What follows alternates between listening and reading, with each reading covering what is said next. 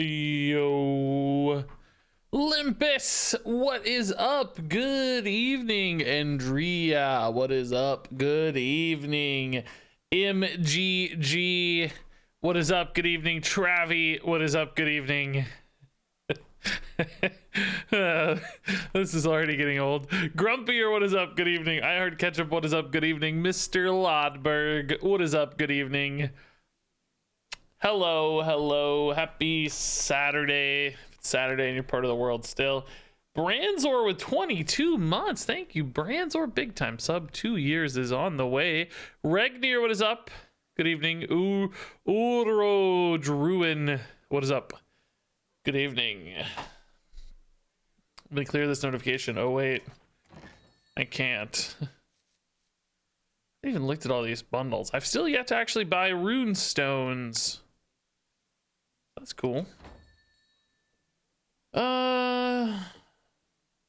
Mr. Lodberg, thanks. Thanks, Skynet. Appreciate it. Looking good, thank you. Beard is getting a little longer. I've been letting the beard get getting nursed up, getting longer. Hey, Pyro, dude, thanks for 46 months. Lorcana does look really cool. I'm not into paper card games, as you well know, but the art I thought looked awesome. Some of the early art on those looked really, really nice. I'm not looking to get into a paper card game, but if it were digital, I would definitely give it a spin. How do I keep my hair so neat? I don't know. It's just big and fluffy, so it kind of... I wouldn't say it's personally all that neat usually. It's kind of wavy and... But I don't know. It's big and fluffy, so it sort of does its own thing. It is a little early, Joshua, for a custom card review, but we'll take a look. Well, this isn't really so much a card as a Death Knight Duels. Terran Gorefiend and Duels, huh? Give Reborn to a random friendly minion. It seems totally fine, I think. 2 mana is pretty expensive, so you have to have the mana to play the thing first, usually. That seems fine. Frozen Shadows. Your Shadow and Frost spells cost 1 less, but deal 1 damage to your hero. That's a cool little balancing act. Might be a little too good early in duels. It's like really out-tempo people. I don't know. There is some risk, though, early, too, because you take so much damage, so maybe. Maris the Unholy. I guess this would be a signature treasure. Permanent Reborn. Death Rattle. The next time your hero takes damage in your turn, reduce it to 0. Okay, that's kind of cool. So, Maris keeps coming back and activating this Death Rattle. Might be too much to just have an infinite body that kind of has Wax Rager vibes. It's like a 3/1 always with an additional upside. Maybe too good. I like that you note it doesn't accumulate. I mean, Icy Deep, deal 5 damage to all minions. Any minion for destroyed is summoned frozen on the opposite side of the board. Oh, that's cool. Kind of taking like a Frostmourne vibe, but putting it in a spell.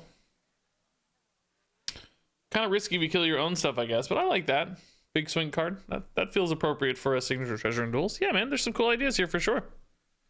I hope we get Death Knight in duels, and I like these ideas. This one seems maybe a little too strong. Maybe make it cost more, so it's not that like Wax Rager vibe. Maybe don't make it permanent, I guess. That wouldn't be maybe good enough, though. All right, guys, so we're going to do a pretty quick stream tonight. Thank you, Joshua, for the custom cards, by the way. Thank you, Pyro, for the sub. Thank you, Branzor, for the sub. We're going to do quick duels run. Well, I mean, as long as it takes, I guess. But quick stream overall. Duels run, and then we're going to play some more of that secret mage from yesterday, which was actually working really well and super fun. So, all right, duels, I have no idea, man. Last time in duels, everything went wrong. We could not get a break, it felt like. So hopefully we get some good variants tonight. I wasn't all that tilted by it, but just, you know, one of those nights where nothing goes your way. That happens sometimes. Haven't done Hunter in a while. Vandar might have some cool stuff. Thief Vandar with Scouts. Could do that. We could do I don't know. We could do really have never done that much neutral Vandar stuff, to be honest, but we don't want to do Demon Hunter. Everybody does Demon Hunter. We could do big priest. We could do, I don't know, cheap rogues. Have you tried Thief Priest in Standard? What does this tell you? 6 hours ago. Yes, indeed we did. Yeah, I put up a video earlier today. If you want to watch it, if you want to check it out. Our Thief Priest experiences.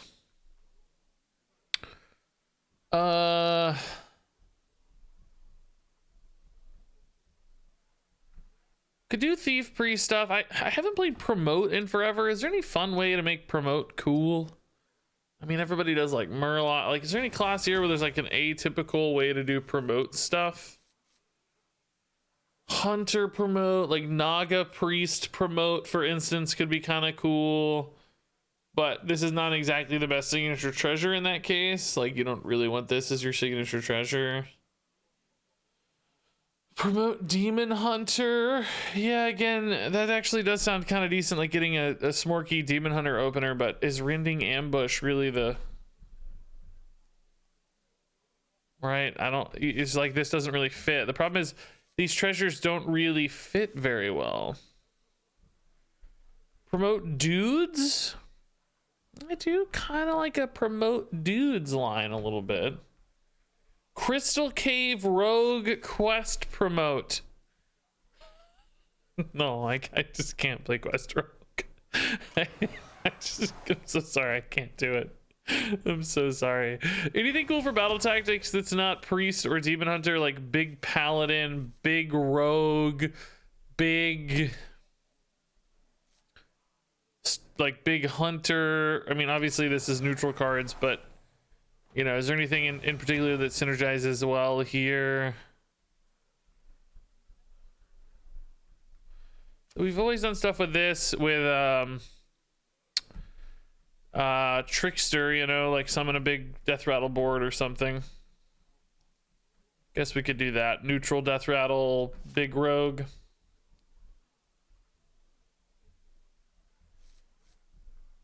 Wondering if Pally would be a little different and fun.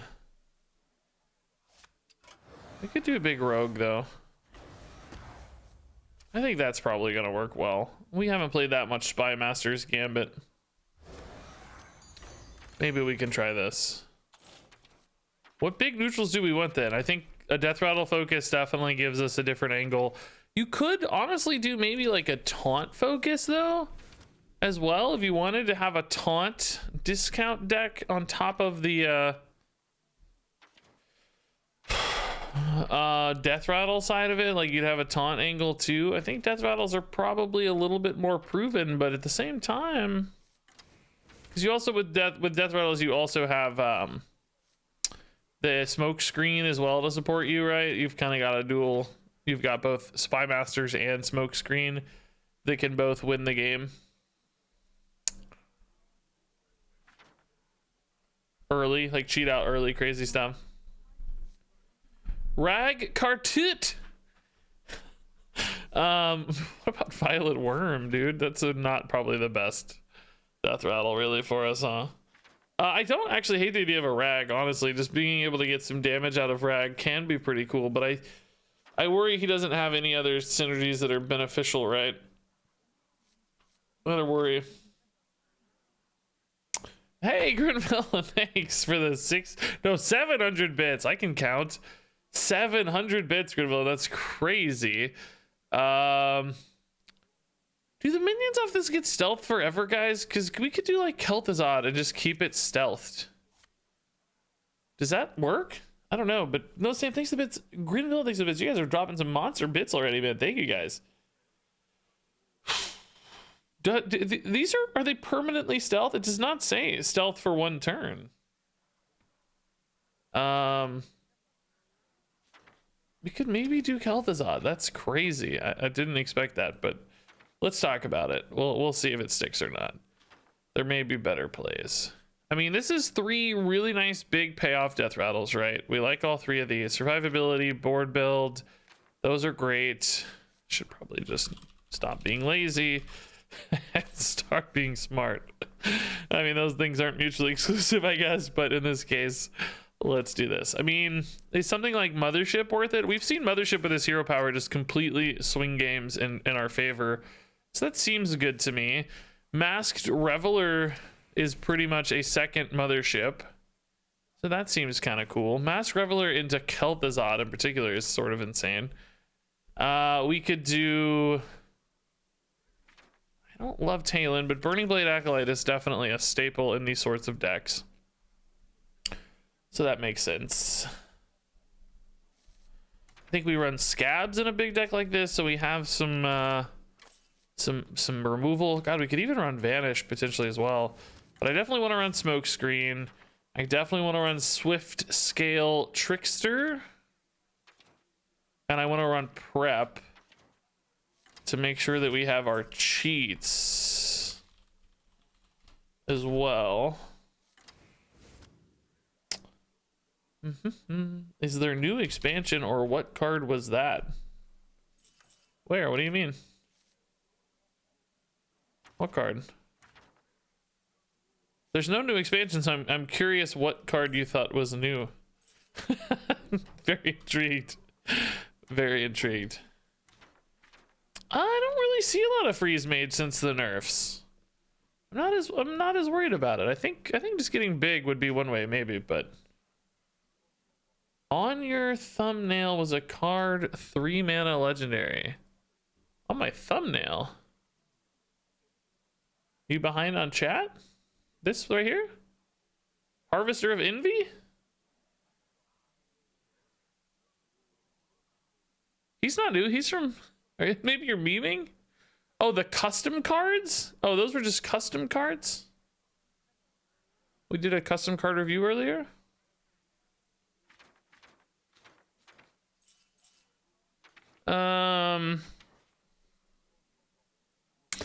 Oh, you mean thumbnail on Twitch? Oh, it probably froze that frame on Twitch. I understand now.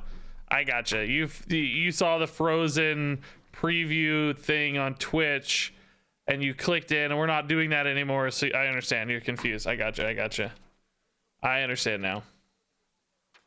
I see the confusion. Yeah, no, we just did a custom card review. No new Death Knight cards yet. I hope there are someday, but not that we know of. I don't even know anything. I don't even have any top secret information. So 12 out of 16 here. Do we want to do anything that like gets us coins, or, you know, we could play towards getting some coins to help cheat stuff big? Big stuff out, stuff big, cheat stuff big. That's the name of this deck. Cheat stuff big. Do we go like Forsaken Lieutenant? We can run any neutral minion or rogue minion here and not break the deck. So it's really just about what we think the best supporting package is. Like, do we want, you know, some removal? Do we want like stall cards? Do we run a Vanish, for instance? Do we run... Yeah, removal, exactly. Seems like you did. Seems like you did.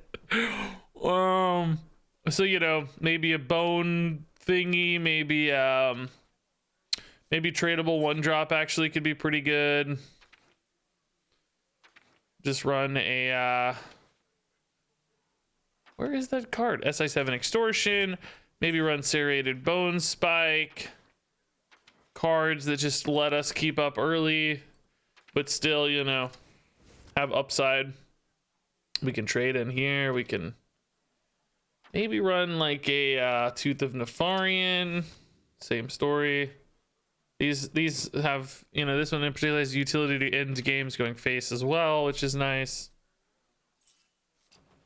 Okay, I like that. I mean, we're going to be hero powering quite a bit early to take swings, so I don't think I want too much early game. I think a few cards to weave into turns is kind of fine. Oh, Trickster's not a bad idea. I mean, Shadow Step's not a bad idea for Trickster, yeah. Doesn't have a ton of utility outside of that, though. Yeah, I think I like Tradable Blade better, actually. Yeah, discounting these another mana or two could make a difference if we don't have an activator with Prep or Trickster. So yeah, I think Blade is good. And if we just have to kill a 2/2 or something, we can definitely do that. Okay, I like this. This looks pretty good. Is this enough big death rattles to win? I kind of have what, like, these 3 sort of count.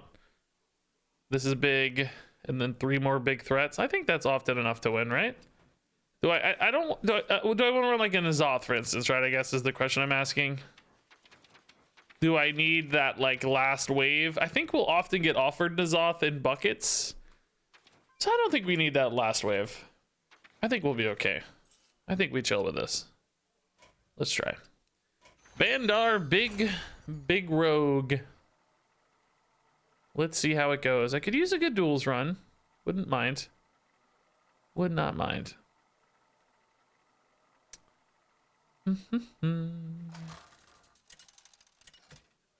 Guys, I was talking about this game yesterday. This like League of Legends Pong game. I played it some last night. It's actually pretty fun. Remember I said all these streamers have been hyping it up, and I don't know if I can trust them or not, because you know they want it to be a popular game or whatever. So it's like, can you trust them? It's actually pretty fun. It was legit. It's basically Windjammers meets Battle Rights. If you know or like either of those games, I think you would probably like it a lot. I don't think I'm ever going to be good at that game. I don't think I'll play it long term, but it actually is legit pretty fun. I wanted to circle back on that since I played like 2 hours last night. Okay. This looks pretty cool. Let's look for our pop-offs, right? We want Swift Scale Trickster. We want other good plays. Cutlass. I mean, we'll trade a Cutlass for now, sure. This is not exactly the discount we're looking for, but that might be okay. So yeah, Tactics Mothership, as we know, can be very good in its own right. We don't necessarily need a Trickster just yet. Well, currently I don't even have a big spell anyway, so this is fine. Thick as Thieves is the name of this deck. That is pretty sneaky. Yeah, I like it. That's pretty funny, actually. Do we kill this? I'm not really netting any useful discount. Oh, actually, no, I am. Oh my god. What am I saying? I'm netting an insane discount. Turn 3 Mothership. What? That's busted. Next turn's Hero Power Tooth and Stoneborn is 4. That's pretty sick.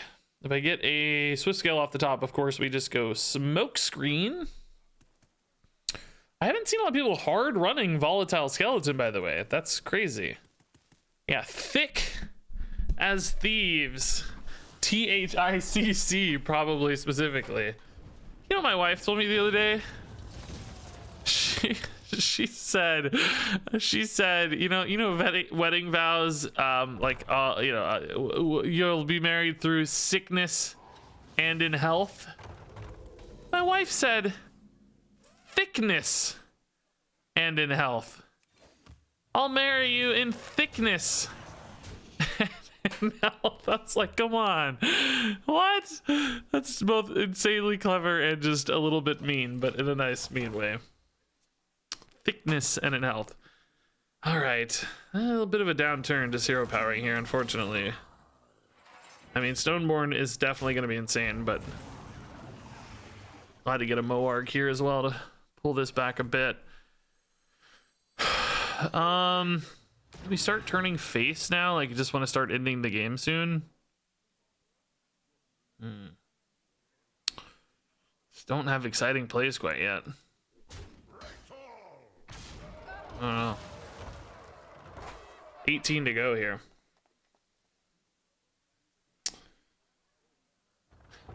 Ten out of 10, yeah.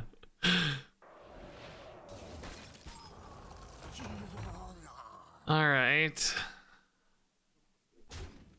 Oh, sniped it. Wow. Yeah, I think these good big boys are good at shutting down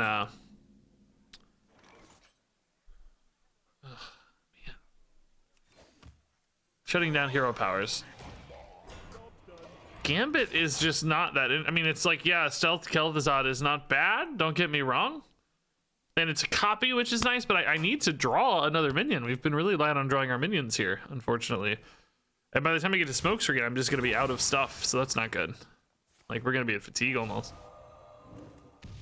I mean, it might still be worth it, I guess, but we'll have to make a decision. Because turn 8, I'll only have 5 cards left. Have to decide where the game's at, I guess. All right. They definitely don't want this to die, I don't think. Because I gain life, and they're trying to kill me kind of over the top, right? Oh, they are hitting this a lot, though. Ooh. Gross. Prep smoke screen here might actually be worth it. I wish I was getting more armor. I'm just getting a monster board. This deck can pretty easily vanish that board. I mean, if this isn't evasion, I technically have lethal, but I'm 97% sure it's evasion, right? So, it won't be lethal. Oh. Oh. Oh. Oh. Okay. Wow, it's not evasion. All right. I guess that came off the Ruined Orb, huh? I didn't even notice. Wow. Well, that's a bonus. Jeez. Robes of the Apprentice. I mean, I guess I do have a few spells. The game, yes. Indeed, my giant minion deck has a few damage spells. Sticky Fingers. I mean, that's not it, right? It's book. It's book. But I just don't love it. Man. What in God's name? I thought I built a really clear big dude deck. I thought we were for sure gonna get some good big dude cards. Light Fingers. What did we... I guess Tooth. Maybe I needed to dodge this Tooth in hindsight. I'm getting all this garbage because of the Tooth. I just find this, you know, demand for incredible manipulation of your deck to be so limiting. I just don't find that to be a compelling gameplay loop. I just don't want my deck to be built around the, like, what's the right way to put that? Like, lowest common denominator? In other words, it only takes like one of a thing to completely upset the entire bucket ecosystem. I wish it used some kind of weighting, or, you know, you got to be careful because you don't want it to be too deterministic. I know, but boy, it seems like it's never satisfying in either direction. It's either way too synergistic or not nearly synergistic enough. We need maybe some happy middle ground. I find it frustrating every time. I don't know what I take. Secret Bucket, I don't find it especially compelling. I'm trying to think about, like, what's our best, like, minions pulled out of, you know, Gambits. These are not great, obviously, but they don't necessarily hurt anything. I mean, this is like a decent tempo play. They don't really disrupt anything in my deck, right? They don't like break any tutoring or draws or anything. It's just not, I mean, this is technically a death rattle, so maybe decent sometimes. These all suck off Reveler, right? So that's not really a concern. I could maybe take one less minion for Reveler technically.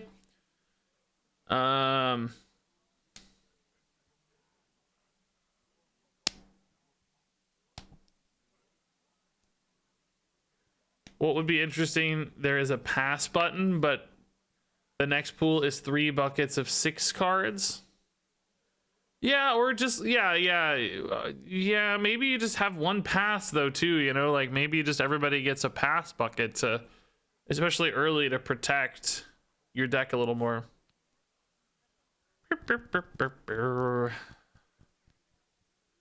I'm a little worried if I take these secrets, we're gonna get offered secret stuff. But if I take if I take the thief stuff, we're gonna get offered thief stuff. I actually do think this is probably the least disruptive in a lot of ways, but it's just hard to use these. I don't know, man. These cards are just really slow. Even, you know, you have to have Peddler to make these good. I think these are the most reasonable tempo plays. Just a 5-4, just a 4-3, just a secret. I don't know. Hope we don't get total secret buckets now, because obviously I don't think we like a lot of rogue secrets. Hey, Kobe Wan, thanks for the 6 months, dude.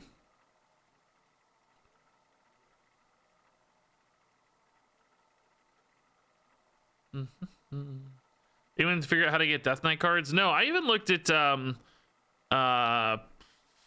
Firestone to see if they had pass it. Like, they have a bucket thing you can look at, like pick a card and it'll show you what buckets it triggers, right? So you can really refine a deck that way, which again, I don't really want to do that. I'm not into using that. I just, as much as we can use our instincts, that's great, but I just trying to solve the duels meta like that feels weird to me. But anyway, they don't even have one for passives. I was gonna see if I could manipulate the Death Knight passives to play a Death Knight, and they didn't seem to have a way to pick what was encouraged there. So no system to like show that off that I could see. I mean, these are both really good neutral cards if you want to just farm hero powers early. I think Moarg against Warrior can be pretty important. So maybe that's fine. I don't know how hard we want to like just go crazy greedy for a Swift Scale play. Do you just really hard mulligan for Swift Scale and one of your pop-off spells or not to try to steal a win, or do you respect the hero power? I'm not sure. Unfortunately, a third neutral does mean very often our hero power gets kind of a turn slower. You know, we start splitting out. Oh, a fourth one's even worse. We're really going to be splitting out the discounts across multiple minions now. I think we would actually prefer to hit Mothership ASAP on this one. Sketchy Stranger Warrior. Interesting. Wonder if that's from a bucket. I'm not super stressed about backpacks in this one. I think generally speaking... Oh, Moar getting discounted is nice.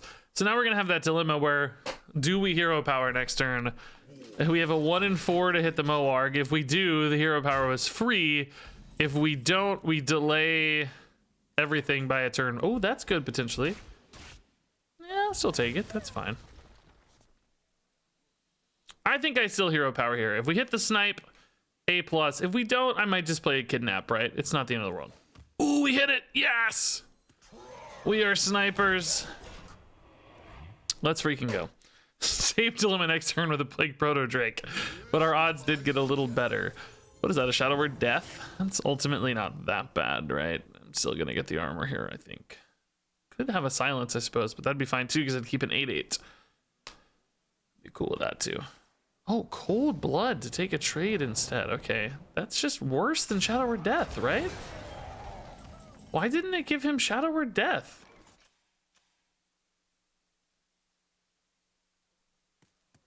Huh. Swift Scale, but no pop-off, unfortunately. Man, this is really nice. Do we take the risk? I feel like I'm gonna miss it here. Death does not cost 3, no. Not for like 3 years or something. It's been a while. It's been a while. Trade first? I was actually gonna play it and just kill the Zephrys. Yeah, Death used to cost 3, but not anymore.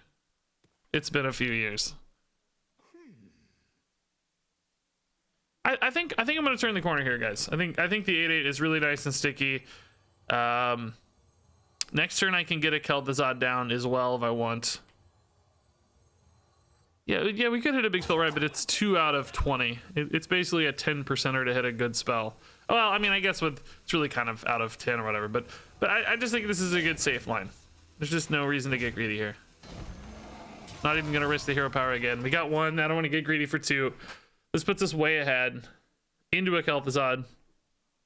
Let's just play it the kind of reliable way here. If we were behind, you know, I'd be more willing to take risks. But Just take good turns. Maybe it's maybe they got offered death and it just didn't. I don't know. Maybe they just didn't think about the difference there, losing their minion. I don't know. Don't mess me up, scroll. Oh, okay. That's still fine. Yeah, so I think we play Kel'Thuzad here, actually. Or do I play Mothership to save a little health? No, I think they don't have armor, right? So Kel'Thuzad might just stick. It might actually just work. And then they kind of have to really sort it out, you know? Like, they're suddenly very much on the back foot here. They have a lot to figure out. So, you know, sometimes it's nice to play Kel'Thuzad when you're knowingly killing something, of course, like if you get the guaranteed value, but it's just a big ogre that's a crazy threat right now. Really makes them think. Which I'm cool with. If they had a lot of armor, I wouldn't like this play as much, but might be hard for them to get a shield slam off, for instance. Yeah, nice, okay. Sadly here, though, I can't actually kill anything. Well, shoot.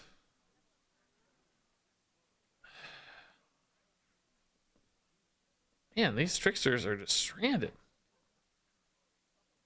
The mothership doesn't die. It's frustrating. It's frustrating. I'm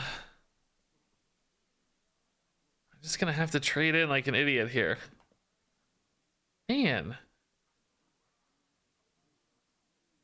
Like, do we think this matters?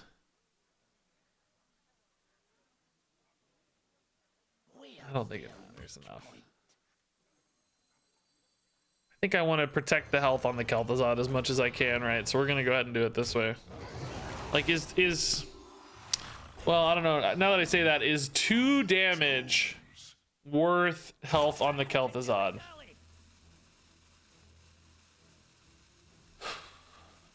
I don't think it's worth it yet.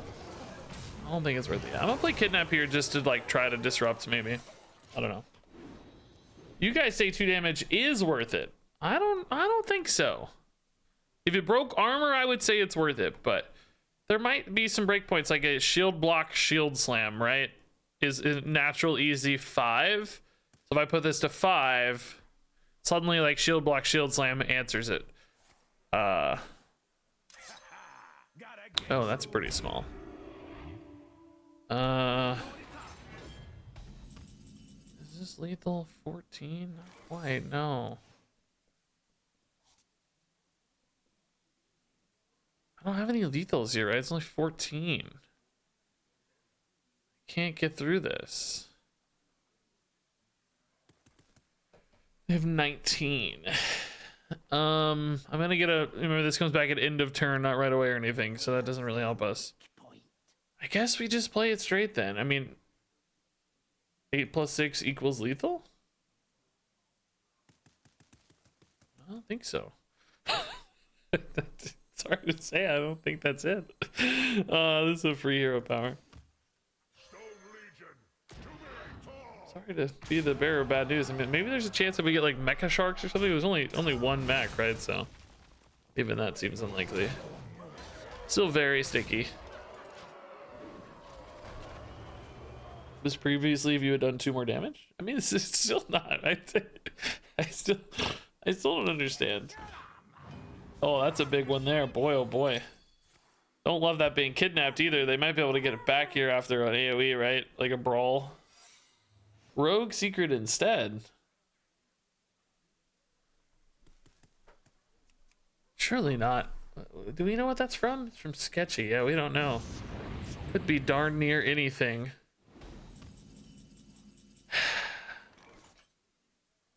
This math is not awesome for us, really. Is trading this better than just removing a dude? I mean, it's lethal if it's not evasion, I guess, right? So, let's just see.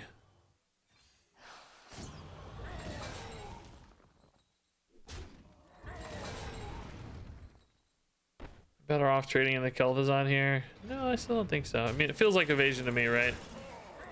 Yeah. Unfortunately. You gotta play against evasion even against non-rogues. How miserable is that? It's like these people running sketchy stranger just for evasion.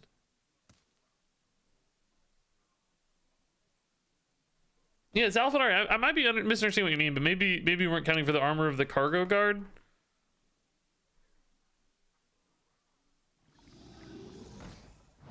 Okay, they don't have mana. Oh, they do have mana. They have coin. Is that enough, though? Still does not feel like enough to me. Cat trick coming back. Oh, no, I don't get the sack back. I mean, 31 is a lot. 16, 22, 28. Oh, we still have enough. We have 47. Wow. Oh, actually, that is rush. Maybe we don't. Hold up. Hold up. That has rush from last time, I guess. Jeez. I still have enough, I think, right? Look like it. Oh, don't screw me, scroll. Oh, okay. No, bombs, no. Don't screw me, bombs. Don't screw me, scrolls. That can't matter. Whew. Whew. Whew. Scary game, but really cool. That Kel'Thuzad lived forever, by the way. That was cool.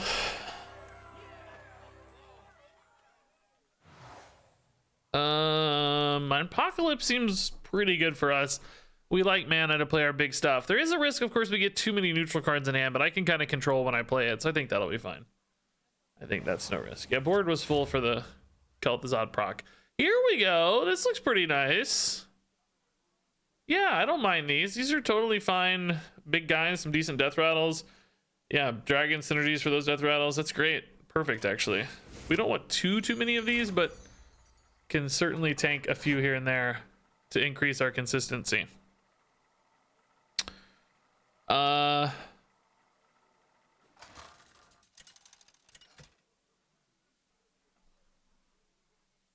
right.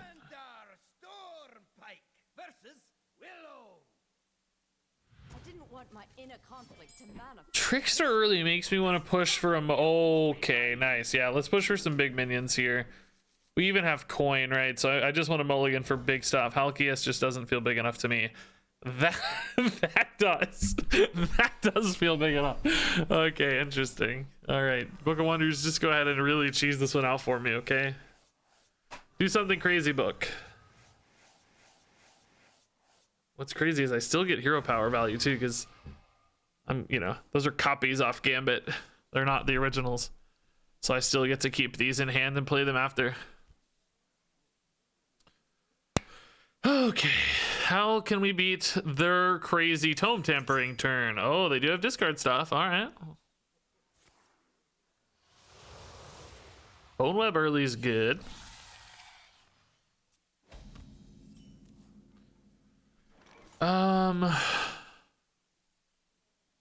There's no way to like cheese this, I guess, huh? There was before when this was 1 mana, but not right now. Dang, they're getting a sick discard package early, man. I think Moarg will help us stabilize, so it's okay, but still kind of scary. Oh, Relic could be good. Oh my god, nice snipes. What do I am attacking with? What do I have here? Muster for battle's insane. Okay. Do I play a hero power here, or do I maybe just Bone Spike and call it a day? I lose a hero power forever, but I just, you know, I win the board. I think it's okay. Like, I don't get to discount these, but we're getting the 2 anyway off the thing next turn, so it's not a big deal. I think we'll be okay. Just really start to stabilize here. We were taking quite a bit of damage, so avoid maybe some emergencies. Again, I think Moarg would have been okay, but just to be safe. What's the hurry otherwise, right? Alrighty, sadly we didn't get another big minion. I was hoping for one more, right? But we'll take it. We're not too sad.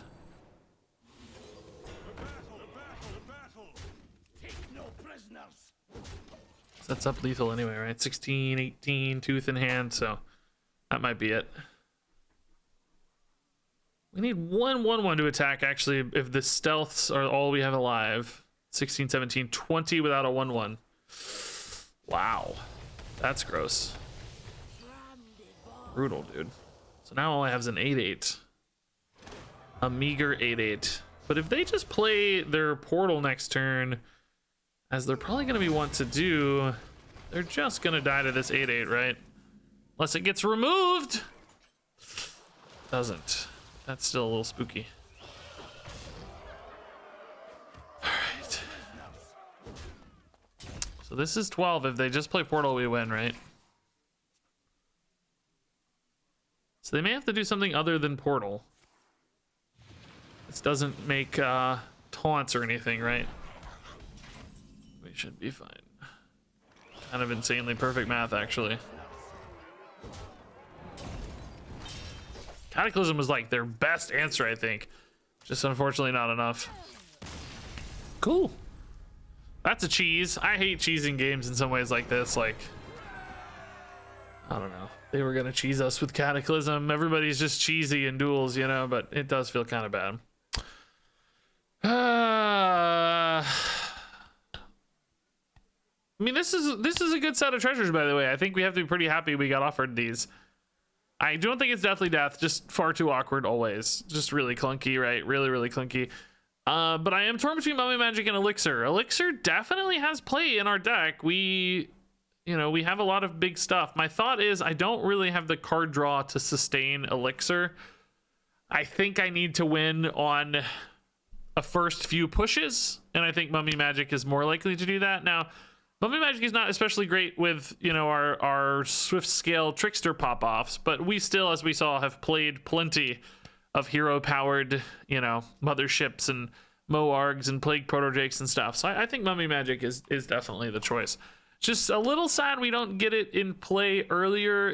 Most of the time it's going to be turn 4 or 5 before we start realizing the benefit of this. But I think the benefit is so significant that it'll be okay. It'll be fine. Ugh. What in God's name have we found here?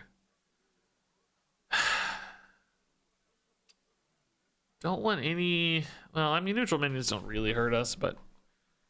This is just like damage follow-up. Not in love with that. I mean, using Eviscerate as removal is kind of intriguing, but Cold Blood's totally dead.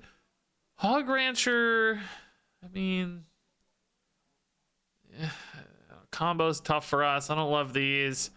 I think it's this, maybe, but Deadly Poison is just completely dead 97% of the time. Cutting Class... I mean, it's also usually pretty dead. Jeez. Ugh. What am I doing here, guys? I think my default eye just goes to Cutting Class being, it's turn 10. I have nothing to do. Even without a weapon, Cutting Class is a good card, right? Just play it, get some stuff. Technically, it's a Swift Scale Trickster play too sometimes. Is this more reliable card draw though, right? It's just hard to combo Minstrel. Like Bone Spike's pretty good. Some of our 0 mana stuff's okay. Maybe that's all right. Hog Rancher doesn't mess up our hero power, remember, because it's only things that cost 4 or more, so that's fine. We have one other weapon, which is Cutlass. I think it's this. I think Minstrel's actually better than Cutting Class on average. The Cutting Class will be 0 mana so rarely for us, or even really 2 or 3 mana so rarely. I don't think we can rely on that.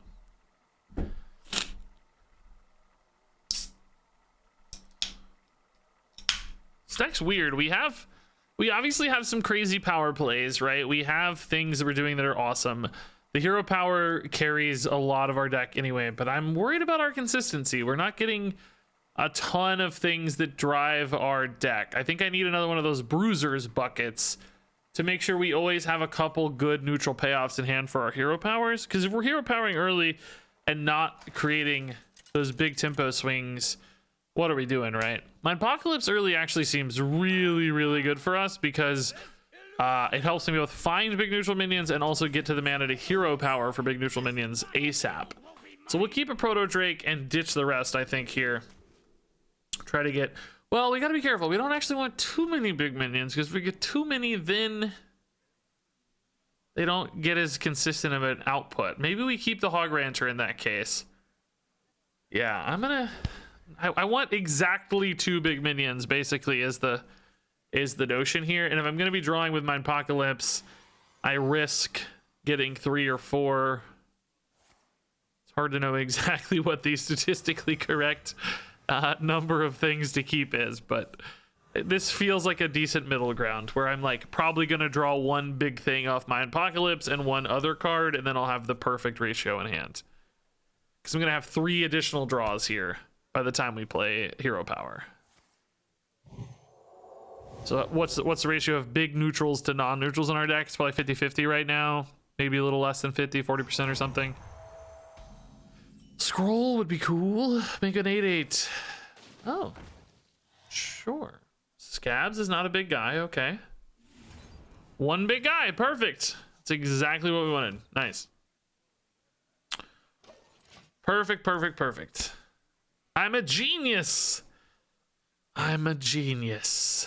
Powered Feast early. That might take a Bone Spike, but Bone Spikes mean I have to coin a hero power. Oh, that's gonna go to... Oh, it's going to 3. No, it's going to 5. Oh, yikes. No more Bone Spikes. Okay, they are going hard early, dude. They're gonna have some minions here. If we don't draw another big one, though, we know that hero power is gonna be, again, really tidy. We'll have 2 mana Proto Drake next turn if we don't draw a big neutral. Nice, not a big neutral. Okay. So next turn I can hero power and play a Proto Drake. Stoneborn would obviously be better, but not time. I don't think I ever like Bone Spike a 1/1 into a Kidnap here, do I? I think we're okay. Proto Drake has Reborn. It may not die soon enough is one of the risks, though. Sometimes these big guys don't actually ever die. If the opponent could go wide enough, they might just ignore them, and then I don't ever really, you know, I'm just kind of trading awkwardly or trying to race face maybe, which can both be pretty tough. If I do hit another neutral here, we risk our Proto Drake. So in that case, I might do like a Bone Spike into a Proto Drake just to be safe. We'll see. Jeez. Oh, God. Oh, I don't know if this swing's gonna be big enough, guys. They're potentially gonna pop off here. Okay. Do I play an Extortion? Like coin Extortion and then Bone Spike here. It's like I obviously want to kill a Radiant Elemental, but I also want to take as many stats out of play as I can. Well, the Radiant Elemental kind of has the same threat profile, if we think about it. I guess I'm gonna kill it. Yeah, I don't know. This is a little iffy, but feels important. I'm not sure. Definitely don't want them getting any more tempo than this. I guess there's some question if I can just start going face now. Like I'll put them to 22 and I'll have 16 on board next turn with a Stoneborn. I guess it kind of depends on how big this gets, how they trade. Like there's a few considerations here. Like, am I gonna need to kill that thing is what, you know, that's kind of looking like, yeah, I might just need to kill that thing. Let's see.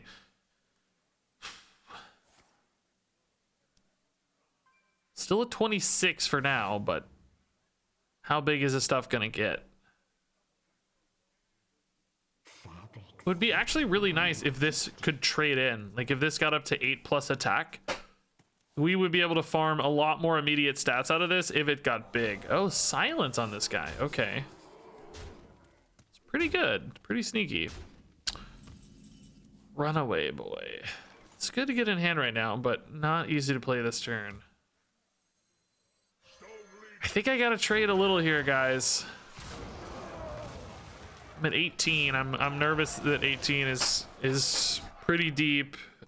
This is not, you know, a Mind Tether Priest, so we might have a little more space, but big oh my God. Dude.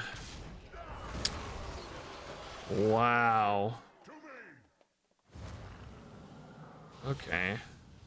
Well, screw me, I guess. I don't have any answers here. I don't have a vanish, so smoke screen, it's too far gone. GG, I guess, man. I don't know. Well done. 4 mana mind control, yeah, pretty tough to beat that here. I don't think I had much chance. I didn't even have a way to play around it, right? There's just nothing I could do there. It was, I guess scrolls was one way out, but I only had minion draw, right? Wand is looking great. Yeah, that's what we need right now. Yeah, precisely that. Exactly. Okay, this actually looks pretty decent. I don't hate Necron Blade in its own right. That's fine. And Proto Drakes we know are interesting for this deck. Yeah, we'll take it.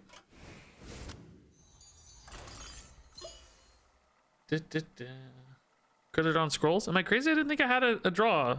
Did I have a draw left? Yeah, no draw. All I had is Minstrel, which can't draw spells.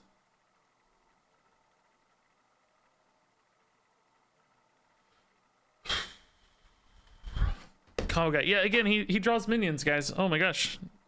I guess some of you are behind on chat, maybe a little, or I'm not recognizing my delay. He only draws minions. Draw 2 minions. I mean, I guess maybe there's a way to combo and draw a minion and then also draw a spell. I don't. Maybe like I think I already played Extortion to trade. I don't think there was, but I don't know. I'm not seeing it. If you guys are seeing it.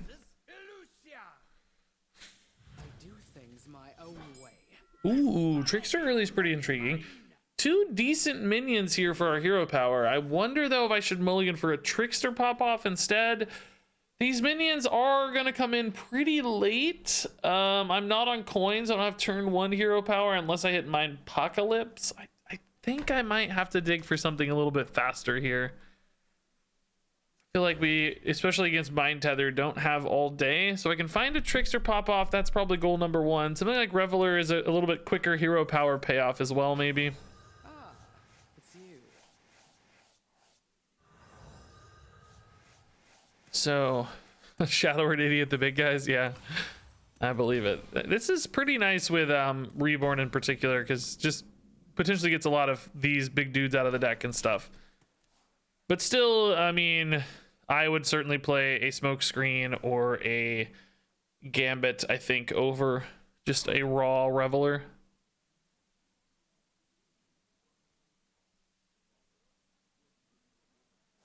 The free weapon after yours dies. I don't know what you're talking about.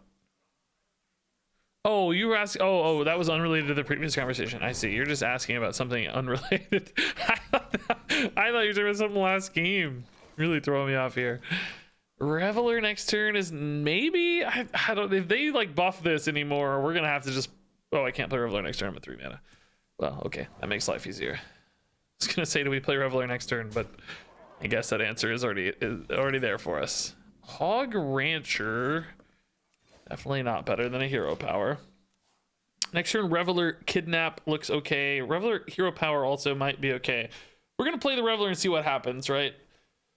See what we get, see where we go from there. I love Identity Theft not being a big tempo follow-up here, giving me a little bit of time, a bit of a window to make some plays. By the way, I feel like our Book of Wonders has been almost non-existent, not even just non-impactful, but I feel like we've seen so few. It's almost like I just don't have this passive.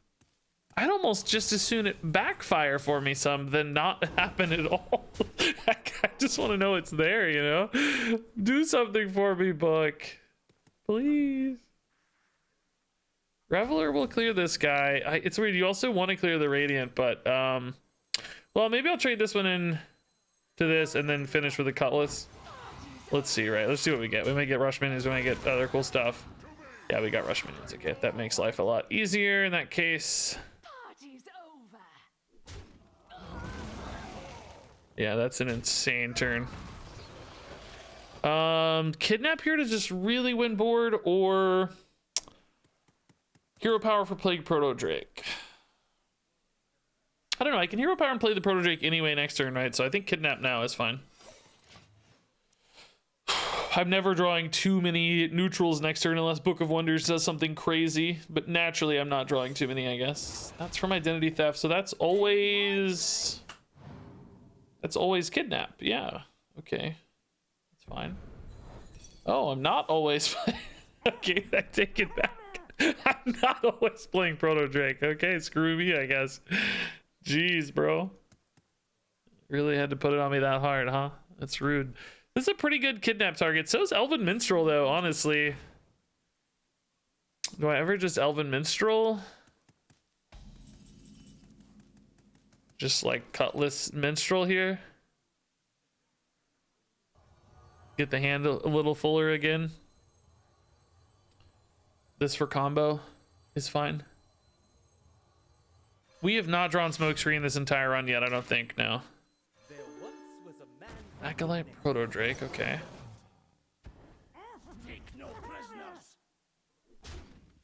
I don't care about this, right? So I might kill it later if it's like free or something, but the rush minion or whatever, but for now it just doesn't matter enough. Alrighty, so pretty solid board. Ooh. Only 3 cards right now. Can they really generate enough mana and or stuff here? Little awkward for me to kill though, honestly. Oh, they're just playing it. Oh my god. Oh. Okay. Sure. This has an annoying number of rats. Okay. I think I just leave that for now, right? Like, who cares? Let's play an Acolyte. I think we hit here to unleash the 7 mana card, whatever it is. Just usually way higher pressure, right? Oh, big taunt's nice. Cool. And we'll hold weapon. It's fine. No reason to give them the 1/1s early and give them higher attack value, right? It's just not a big upside to us. So what do we have here? We have 14. If they kill this 1/1, we get a little extra. We got a Moarg incoming for some life gain against Priest, which could be nice. I could trade in this guy, maybe. Kind of wish they'd kill it for me, but who knows? Ooh. Oh, that's a perfect target here. Okay. Give me an AoE, please. Give me Arcane Explosion, please.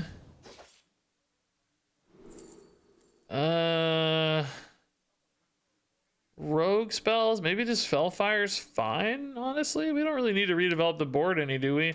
I think I do trade in here first though, right? Just to get more stats out. And then we Fellfire. Seems fine. Alrighty. Could have hit a Book of Wonders that screwed me. Oh, I'm 1 off lethal. Oh my god. Huh. Okay, well, I guess we wait. I don't see any reason to attack still. I had lethal? Oh, I did. You're right. If I hadn't hit a minion. Oh my god. Yeah, of course. Yeah. Oh, shoot. I didn't even think we were close, to be honest. Yeah, I should have just hit face. Oh, man. My greed. My greed.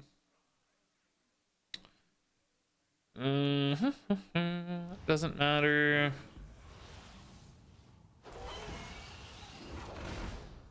Alrighty. 2 mana answer here? No board space. Has to be a spell to answer all this.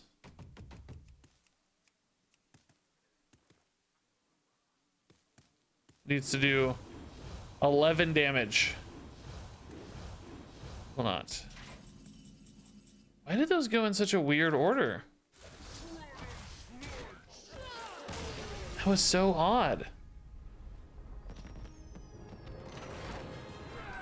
Did those go in a weird order? Am I crazy? You can edit that out of the video. Oh, I don't care. It doesn't matter. It will happen 1,000 times. Oh, I'm not worried about it, I promise. I think Worshipper is the most generally useful card here, right? Enrage, it's a little bit specific for us. Party Portal doesn't really have that many upsides for us. I think Worshipper's cool.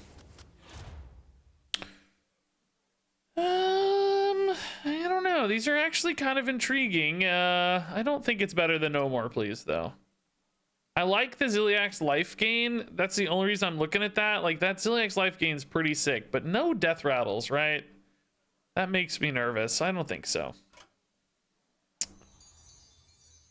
The order they came into play. Why did they come into a play in a weird order, though? That's what I mean.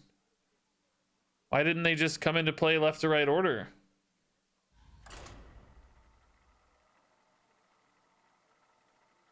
That's what I'm wondering.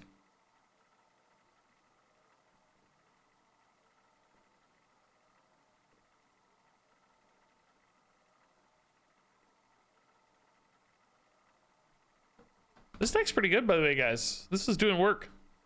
Not to be surprised. It's a good hero power, right? A really good. Oh, my Apocalypse is good, but actually a little less necessary with coin, weirdly. We have Mothership Kel'Thuzad, which could be pretty gross. I think we'll toss the Blackwing here and keep anything else that's not playing towards this. I wonder if I even hold the Apocalypse here because I can just coin hero power. I think so. I guess it matters maybe on getting the Mothership out, though. I gotta think about this for a second. I think I'm gonna keep the card for the record. I like the card draw a lot, but ooh, Deathwing kind of messes up the consistency here. Bleh. I got another big guy. I mean, hopefully it's all good. We just have, you know, a lot of cool things to do. I think I'll still, well, no, I don't want to mind Apocalypse early. No. So let's see. We hero power on 2. We hero power or on 1. We hero power on 2. We've netted 8 mana and discounts. Sometimes Mothership's playable on 3, and I could actually mine Apocalypse and hero power to make it even more playable. Yeah, I think for now we do this and wait to mine Apocalypse till the end to increase the consistency of our discounts here. To make sure we're not messing up stuff in the meantime. Why are my opponents oh, there we go.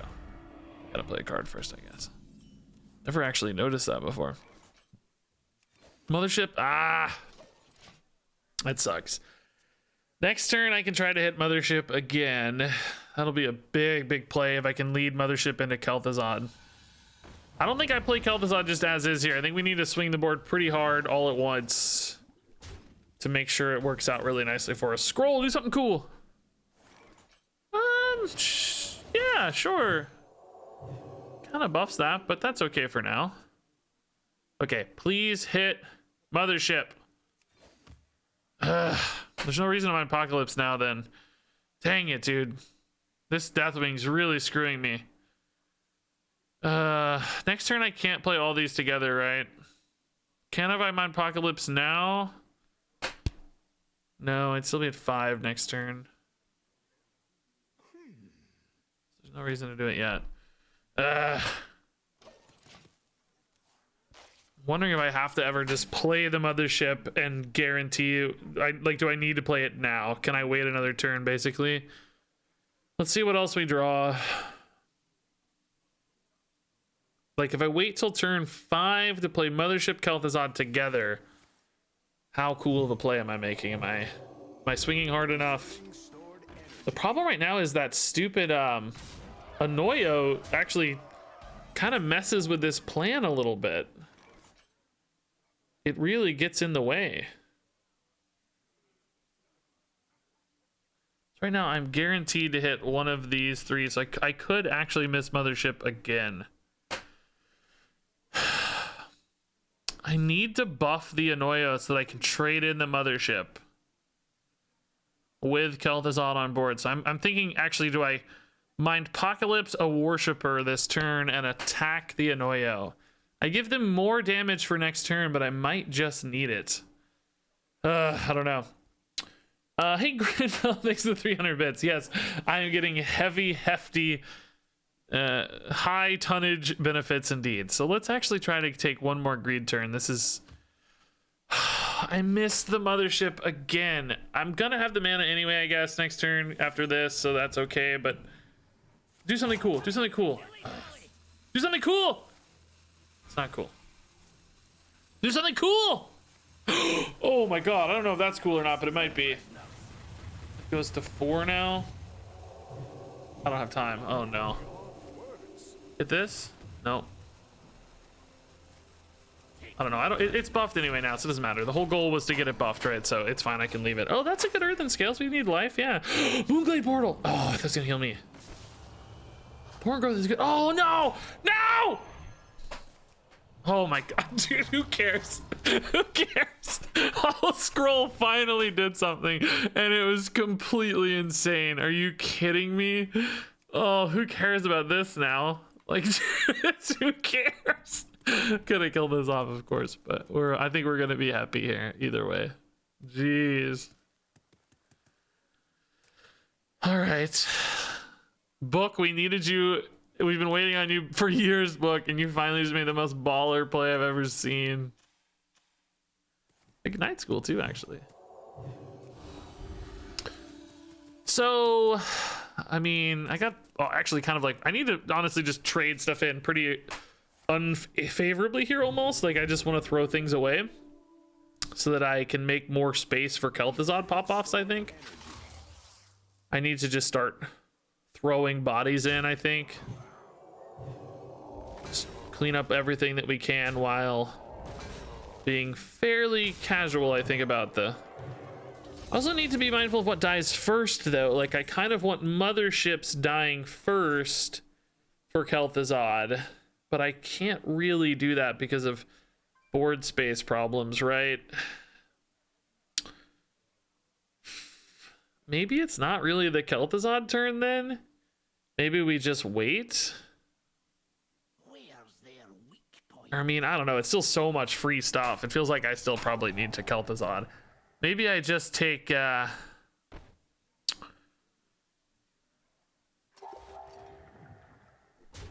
I just take these minions, right? Maybe I'm overthinking it a little bit. Maybe we don't need to be that fancy here. So one died. Like, do I have space for this now? Not really, because there's so many minions in that. Not really, no.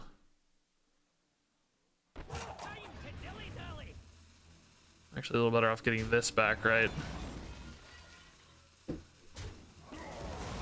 I just think I won't be greedy here. Is basically the moral of the story.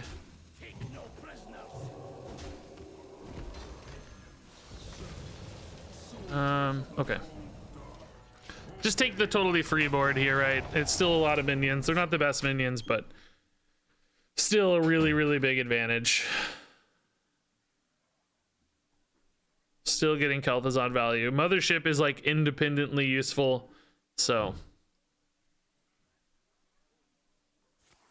just keep that. Oh my god. Okay, that's totally fine. I'm actually more worried about them going face at this stage, weirdly. Like, that's a bigger threat to me. So I need to make room for Mothership. It summons 3 things when it dies, so I need 3 spots outside of it. Let's trade in a bunch of 2/2s here and swing this back. Okay, it's a little awkward maybe, but not a big... I don't think it's enough to stop me, right? It summons another Mothership and 2 mechs. So yeah, three things. Deals 5 damage, right? So. Okay.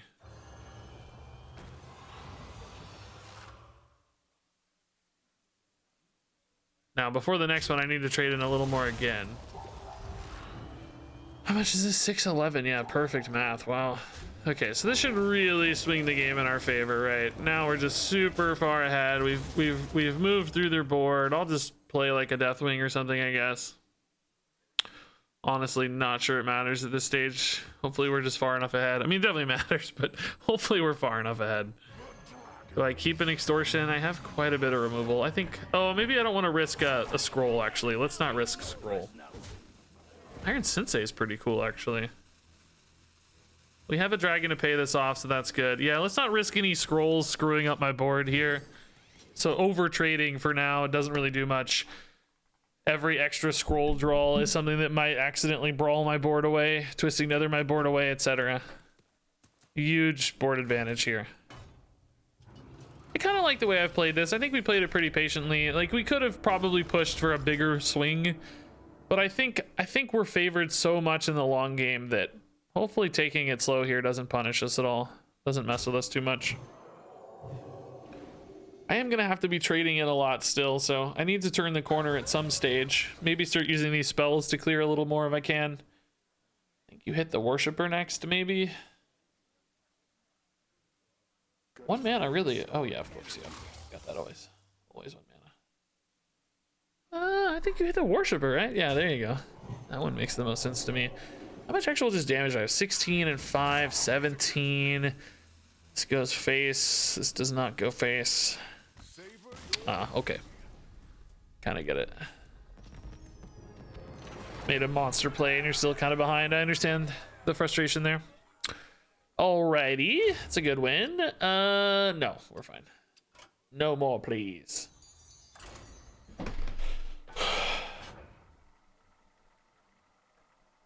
Well, that was fun.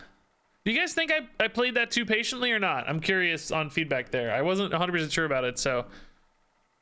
I mean, obviously the after the Convoke the Spirits, right? Should I have tried to push harder after Convoke the Spirits?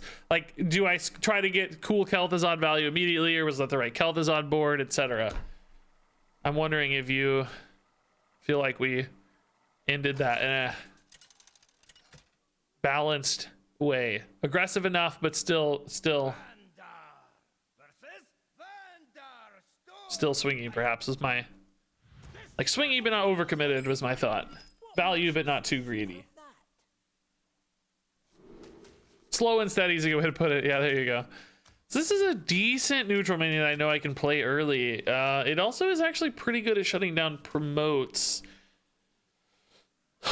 Because of the taunts. Like, we want to be able to interact through the promotes soon. Oh, actually, only 1 hero power hits that, and then it's playable on 3. That's not bad necessarily, though, because I know I can get it out of the way for other cards sooner. And then I think I probably would play it on 3. Yeah, that seems fine, actually. 2 of these 5/8s is pretty nice. And the ones we know we can trade in safely, so... Dude, I feel like this is the first time I've seen a prep this entire run. I don't know if I've ever seen Smokescreen either. Maybe one time in hand I didn't play it, if I recall. That sounds familiar.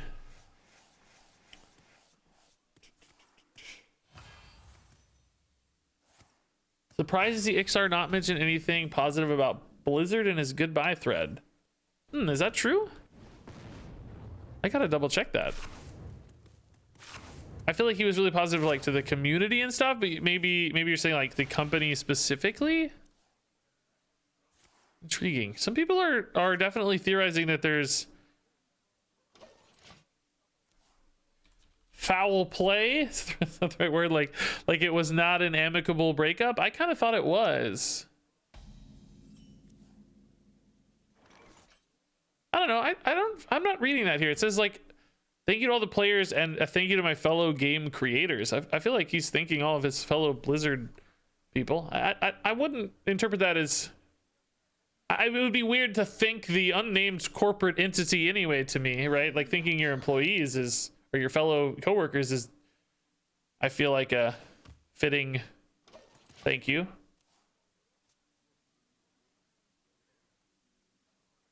I don't know. I guess I'm not maybe interpreting it the same way, but yeah, I think he's gonna have a new job on Monday, guys. I don't know anything. I don't know Ixar. Like I said before, I've weirdly not really ever connected with Ixar much, but I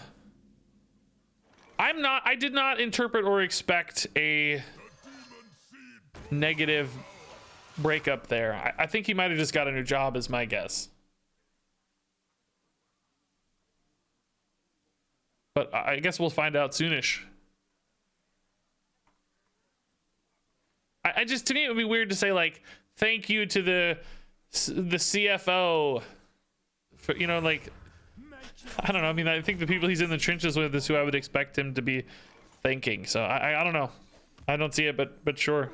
I like conspiracy theories, so I will encourage you to continue conspiring. Maybe I should have traded this in.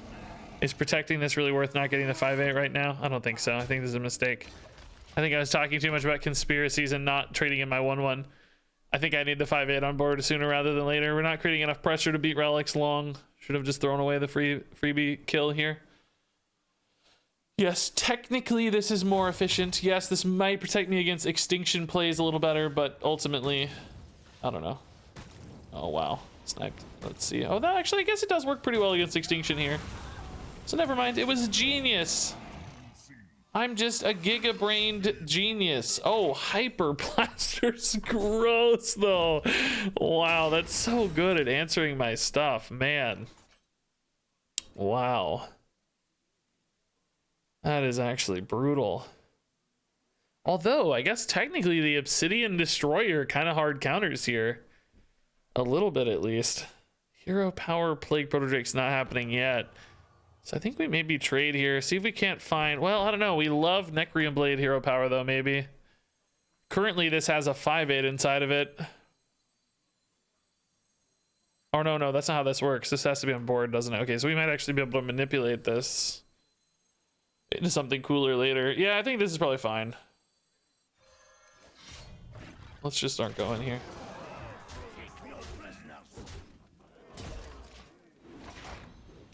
What a hard counter if they don't have an easy spell to answer these scarabs. I don't think I've ever noticed this scarab token artwork in my life.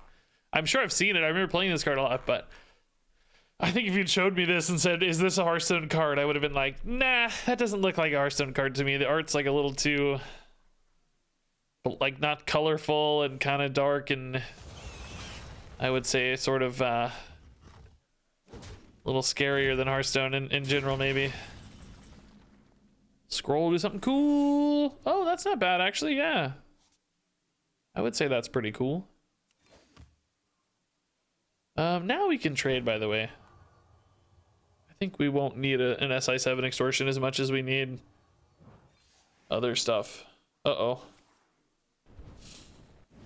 I mean, I don't really have anything that important. Burning relics for them is probably nice, but it's like we're trying to win more in the short term than the long term here. I think, would I rather have the 5/8 taunt or just random 7s? I guess the taunt protects the Proto Drake, but at the same time, I don't really mind him hitting the Proto Drake.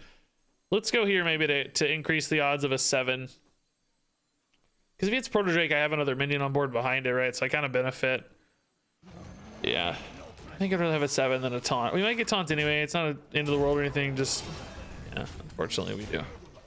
I always thought this guy looked crazy. I remember I made this in a druid deck one time just to put this card in the thumbnail because I didn't think people would ever recognize it. It looks so sick.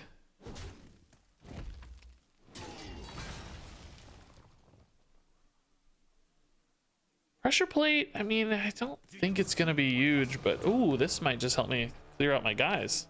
I think I'm probably chill to take some trades here anyway. Oh, that did nothing. Oh, it did nothing. All right.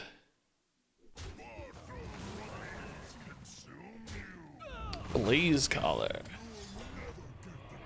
Giant demon guy.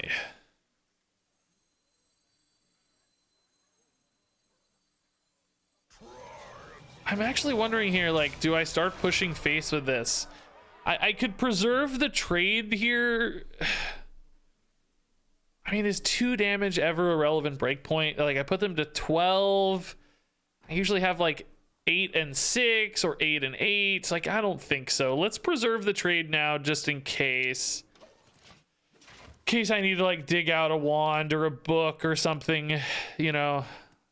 I just don't think it's gonna matter. And certainly there's no card to discount or anything either, so maybe Worshipper Blackwater Cutlass is a surprise. I guess there is some logic that Cutlass Worshipper is 5, which puts me at 9, and I have a lot of 8s on board, so maybe that would be a relevant breakpoint to hit this turn so that they go from 12 to 7 and 8 is lethal. But I mean, this board is just so sticky. I'm assuming we kind of get there anyway. This preserves a little opportunity at least. Oh, that's a cool turn. Not enough, of course, but pretty cool. Haven't seen that in forever, by the way. Blade Dance. They could have actually dealt 5. Oh, no, they needed to hit first. No, they couldn't have. No. Oh, no, that doesn't use a durability. No, they could have. It's not like Blade Flurry, is it? No. Okay. Cool. Good win again. This deck's strong, by the way. This feels really strong. Are you going to be the next Hearthstone game director? I can tell you the answer. The answer is no. I actually kind of like Death Charger. I mean, take 6 is a little shaky. I don't think Greedy Pickaxe, by the way, is really relevant to us because I'd rather spend mana hero powering than pickaxing. It's usually going to be worth more like meaningful mana anyway. The mana happens like immediately and faster unless we swing harder. Blade, I just think it's, I mean, we playing for Quel'Dalar this late. It's not like our deck even synergizes well with Quel'Dalar necessarily. It's certainly fine at 6 mana, but not like we're cheating it out super early or anything. Is 2 bodies here worth 6 damage?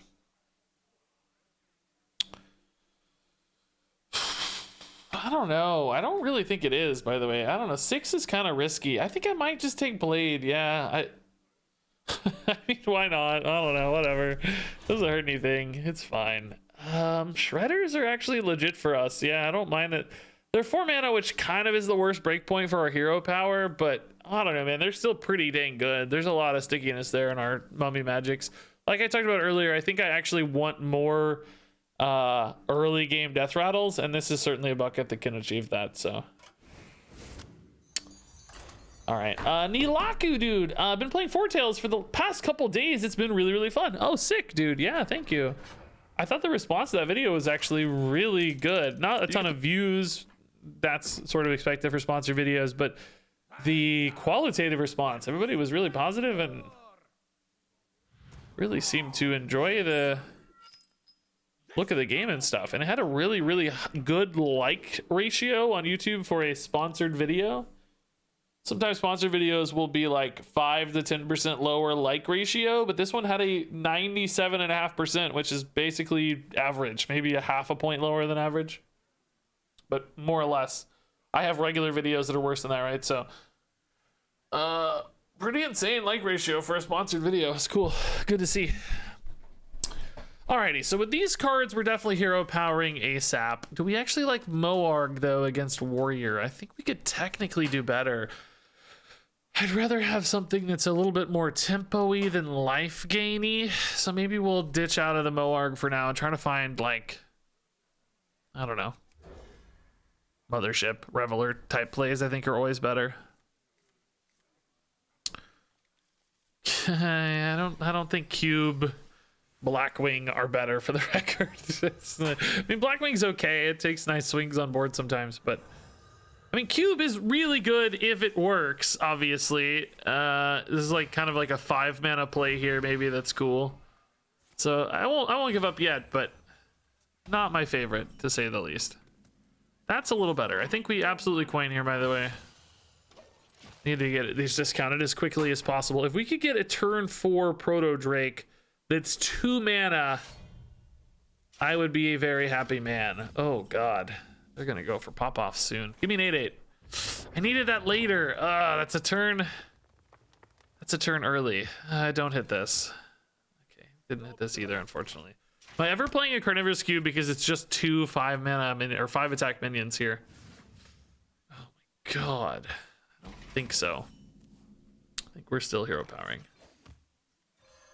We have really dodged the Proto Drake, unfortunately. This is kind of a cool turn 5, though, honestly. Just get, you know, this is like 2 bodies after it's... Oh my god. Ugh. Ugh. Blackwing is like so close. If this were... Oh my god, dude, I'm just gonna die. I mean, Blackwing next turn might be able to kill this, right? Let's see. Oh boy. I've completely dodged the things I care most about here, by the way. We just can't find these at all.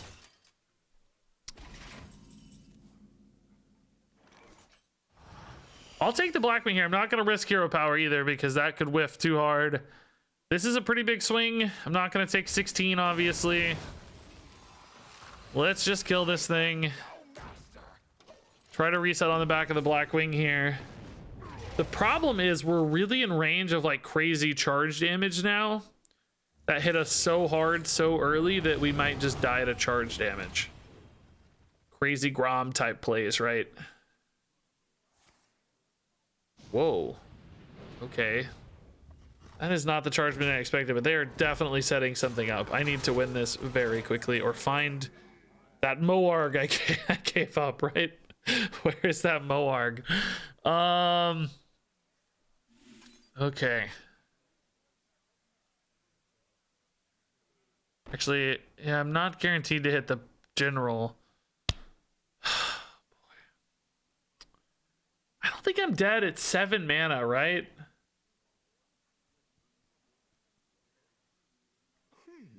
I am guaranteed to hit either the Broto Break or General, so. Yeah, I know Blackwing kills it. Yeah, I forgot. I know. Just trying to think about the maximum damage output I can do here.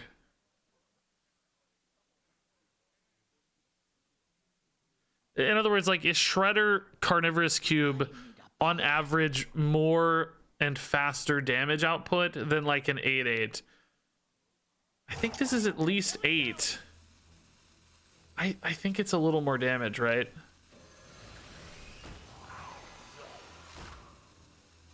Because I get the extra minion, as long as it's not like a Doomsayer, you know?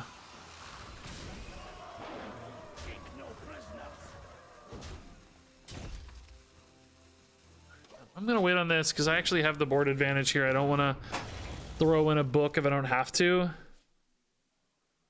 This is like a little more susceptible to AoEs and stuff, and I guess actually their hero power as well, because I guess I had a lot of 1 health stuff out anyway, so maybe not really any more susceptible to that, just susceptible to AoE specifically, perhaps. I would really love a Moarg that I could play, which I can't. So I would love a... any life gain cards. I would kill off my own Acolyte for a taunt 100%, so maybe that. Maybe play for... oh god, dude, he's really going here. Am I dead? No, I'm not dead. Are they dead? Oh, I am dead. Oh my god. Weapon put it to exactly 14. Are you kidding me, dude? Jeez, that's brutal. Should have kept that Moarg in hindsight, but that's only in hindsight, you know, it's hard to know. Did not expect the 16 attack dude to connect so early.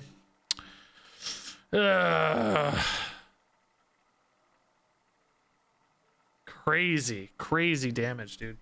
Did they top deck that shield or the Nomergon? Like, they were so low on cards. What was actually in their hand that game? Let me see. What was here? Yeah, they top decked the Shield of Honor for lethal. Man, that sucks. That sucks. Dang it, dude. We don't know what the other cards were, I guess. Where was the Nomergon? Oh no, they top decked the Nomergon actually. Oh my god, they top decked the Nomergon, dude. Come on. That sucked. All right, early Murloc aggression is gonna be tough too, right? This is why I think this deck's falling off a little bit. Just everybody gets, we've kind of refined the pool down to the most aggressive of stuff. This is a fun little set. Do I need the blade earlier? Or am I just hero powering ASAP to get an Acolyte into a Kel'Thuzad turn? But I might want to keep this stuff to really isolate these. Acolyte is a nice defensive card. I'm playing for 3 mana though. So hero power on turn 1 does not really lend to a Acolyte very well. I actually kind of need a 3rd big card. So I could actually hero power on 2 and save coin that way. Like blade on 1 to kill a minion, hero power on 2, Acolyte on 3. Kel'Thuzad's currently 6 mana, turn 4. I wouldn't have a Kel'Thuzad with coin. I'm gonna look for something a little better here. I don't know. Might mess up my curve some, but Hog Rancher's a little more reactive.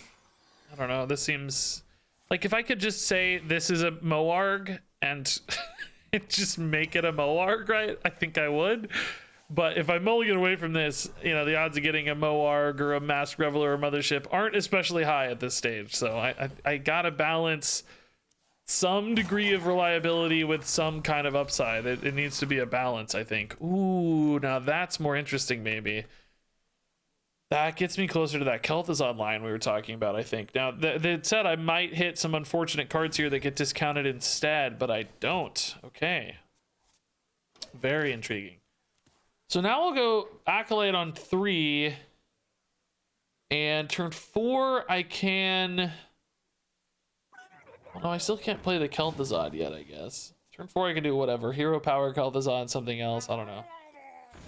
Oh, God. These clownfish, man, are so brutal. It's just such ridiculous tempo every time. Scroll, save me! Save me! Oh. Interesting. Oh, Wand is insane. It actually kind of sucks that this got buffed. It's sort of bad because I can't kill it off. I think I'm better off playing like this.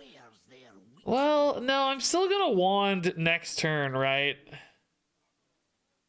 So, because I need to reset next turn. So I can trade this in first.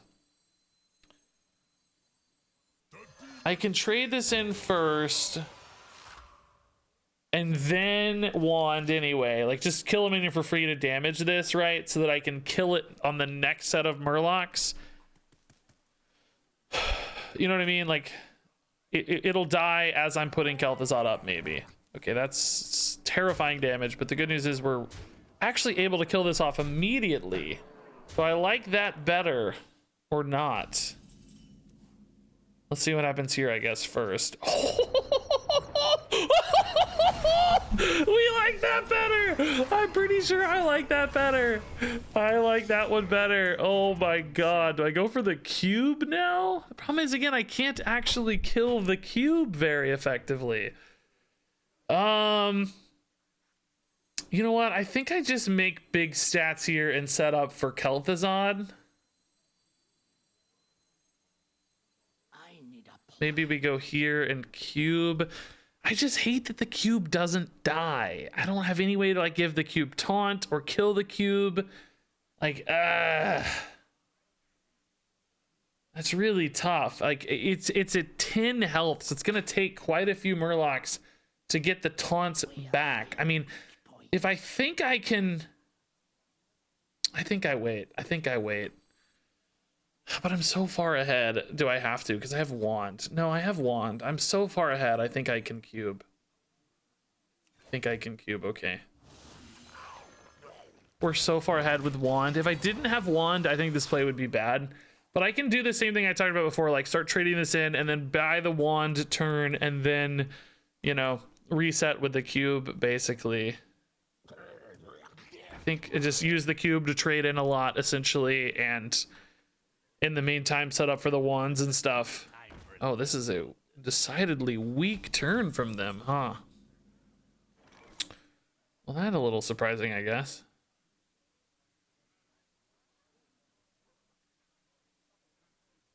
I mean, yeah, I guess it makes me kind of nervous that they didn't really do a lot there.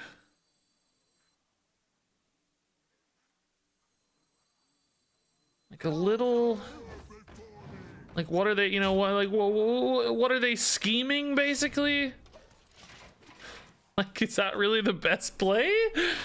I don't know. I'm nervous. I don't like that. Oh, you're kidding me. I don't need to worry about it dying, I guess. Good God. Oh, you're kidding me, dude. I'm just gonna die now, though. Alright, surely we can just win next turn, though. We're doing so much damage here. And these are all so buffed that we still get a monster board. Like, I'm not taking 16, am I? They have 8, so if they had 8 damage from hand, like the frost spell, the deal 8 frost thing, that could do it. Fortunately, again, I don't have a way to kill this off, so at least not in hand. Oh my god. Oh, that's not enough. They're just going for Kel'Thuzad, I guess. Doesn't seem like a winning line either way. That's only 11 damage and 3 healing. 0 mana damage here at all?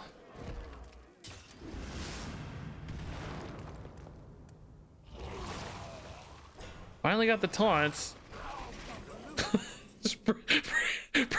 Pretty good board. Pretty good board. Whoo! Quel'Thalar was like their one way that scared me enough to be back in that game. Like if they had the 8 damage frost spell thing, whatever it's called, the deal 8 to face, you know, that would have been a way to win. That would have been spooky, I think. Bubba's actually a really good card for our hero power. I think I'll take a Bubba more than a poison. He's really nice, swingy, neutral minion, right? Prester, not so much. That's a little weird. That's a little weird. I mean, I don't mind this fire tree. Crimson Hothead, I guess, is technically okay. No good death rattles here. This is too slow. Too slow. Yeah, I guess it's this. I really don't want to play a Lady Prester. I really hope we don't get a Prester in hand early. It's probably worse for us on average by a mile. So we may just have to dodge the Prester if we draw it, just not play it.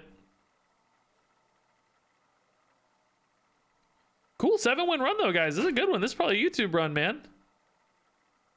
Probably, when I say probably, I think maybe for sure. It has been fairly quick. An hour 38, and that's not even counting like the start of the stream, so probably more like an hour 20 right now, but maybe one more good long game would make me feel very confident. It's a good YouTube length. Hello YouTube indeed. Are you trying to ruin my espionage? I did beat a Quel'Thalar with just the 2/2. Yeah, that is amusing. Yeah. Oh my god. We even have coin. I'll keep a bone spike so I don't fall too far behind on tempo if I have to play this, I guess. But yeah, sure. Let's try it. I mean, it's not always a home run in this deck, but it's probably good anyway. Finally saw the smoke screen, man. If I just get like 2 minions out of it, I think I'll be fairly happy. Meek Mastery. Ooh. So coin before bone spike, guys. Remind me, please. Start yelling it as we get to the turn. You know, coin before bone spike if I'm gonna be bone spiking anyway.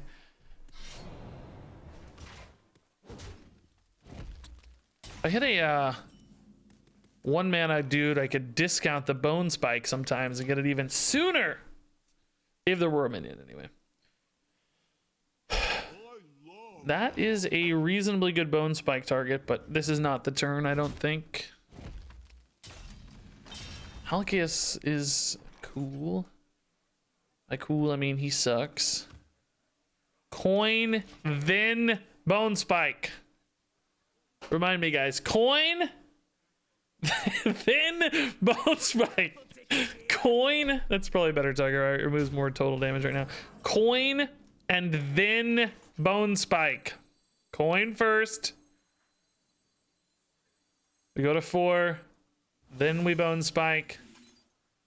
Then we trickster. For a second, I thought this said your first spell each turn, and I about had a heart attack, but thankfully that's not how it works. Then we trickster. Then we smoke screen, and we try to hit what? Stoneborn General, double plagued proto drake, mothership, and we'll say a scabs to boot. Okay, that is unfortunately a bunch of scrolls, of course. Makes a lot of sense.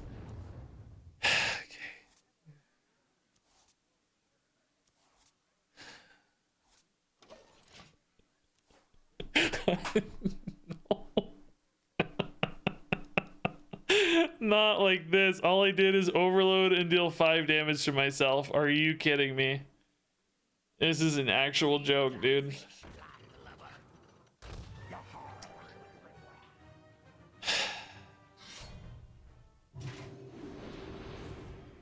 Are you actually kidding me, dude? I mean, I didn't need a home run, right? I would have been happy with one Plague Protodrake or something, you know? I didn't really need it to be a home run.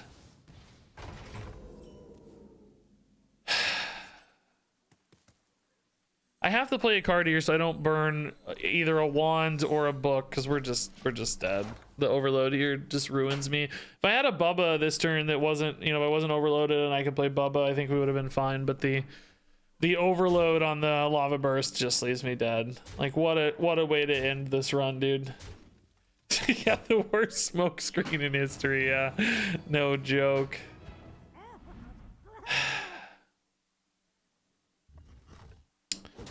So Bubba is not enough to deal with the board now, which means, yeah, I'm just dead. I got to trade here into, I can't even trade into scroll. It has to be some kind of Book of Wonders, absolute insanity, I guess. This only has 5 spots, so I can't kill enough. I mean, weapon is lethal in its own right, so. Okay, I guess we'll just go for Cutlass.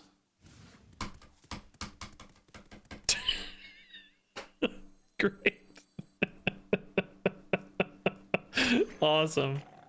Not gonna let Patches live, though, I'll tell you that right now, man. I'm absolutely not letting Patches live through this. Screw Patches. He doesn't deserve to be here for this. Man. You know, in hindsight, it's easy, of course. I'm not saying this is the right call, but maybe it was wrong to smoke screen. Maybe we're better off just taking a reliable plan. It sure didn't feel wrong, though, because we weren't even that behind on board. You know, you only need 1 minion to make it a really good play, because I would have had like a 2/2 and a 7 drop, or a 2/2 and an 8/8 with rush. You know, I didn't need a home run. A Burning Blade Acolyte would have been insane, I think, right? There were a lot of pretty good results that wasn't asking much. What we really needed was to not take 5 and overload 2. The scrolls going so hard against us. The overload 2 means I just gave up an entire turn, and the 5 damage, of course, didn't help along the way against an aggro deck. So that said, we can't probably complain too much because the scrolls won us a lot of games. We stole like 2 games outright with those scrolls. So, you know, live and die by the scroll, I think, is the lesson there. But all in all, still a pretty great run, honestly. Pretty happy with that one. I think I'll still put that on YouTube. There were some fun, crazy power spikes, and I'd say that's a pretty replicable deck for people to try in duels as well, which is, you know, people like that when they can try the deck themselves. So, yeah, exactly. A normal whiff would have had the Bubba recovery, but a whiff with Lava Burst just, you know, blows it out. Blows it out. I don't think any of the losses, by the way, I feel... Well, that Warrior loss sucked, but I don't feel like we could have done much. Maybe that Moarg in the mulligan, right? But I think our losses, I didn't feel like I had a lot of influence over, at least. Or, you know, I don't think I misplayed or anything necessarily. I think I misplayed in a couple of our wins, but maybe not our losses, which is nice. Okay, guys, so I'm going to go for another like 30 or 45 minutes or so. I was going to do a pretty short stream tonight. I want to play a little bit more of this Secret Mage that we had started playing yesterday. It was really fun. We were actually winning a lot of games with it.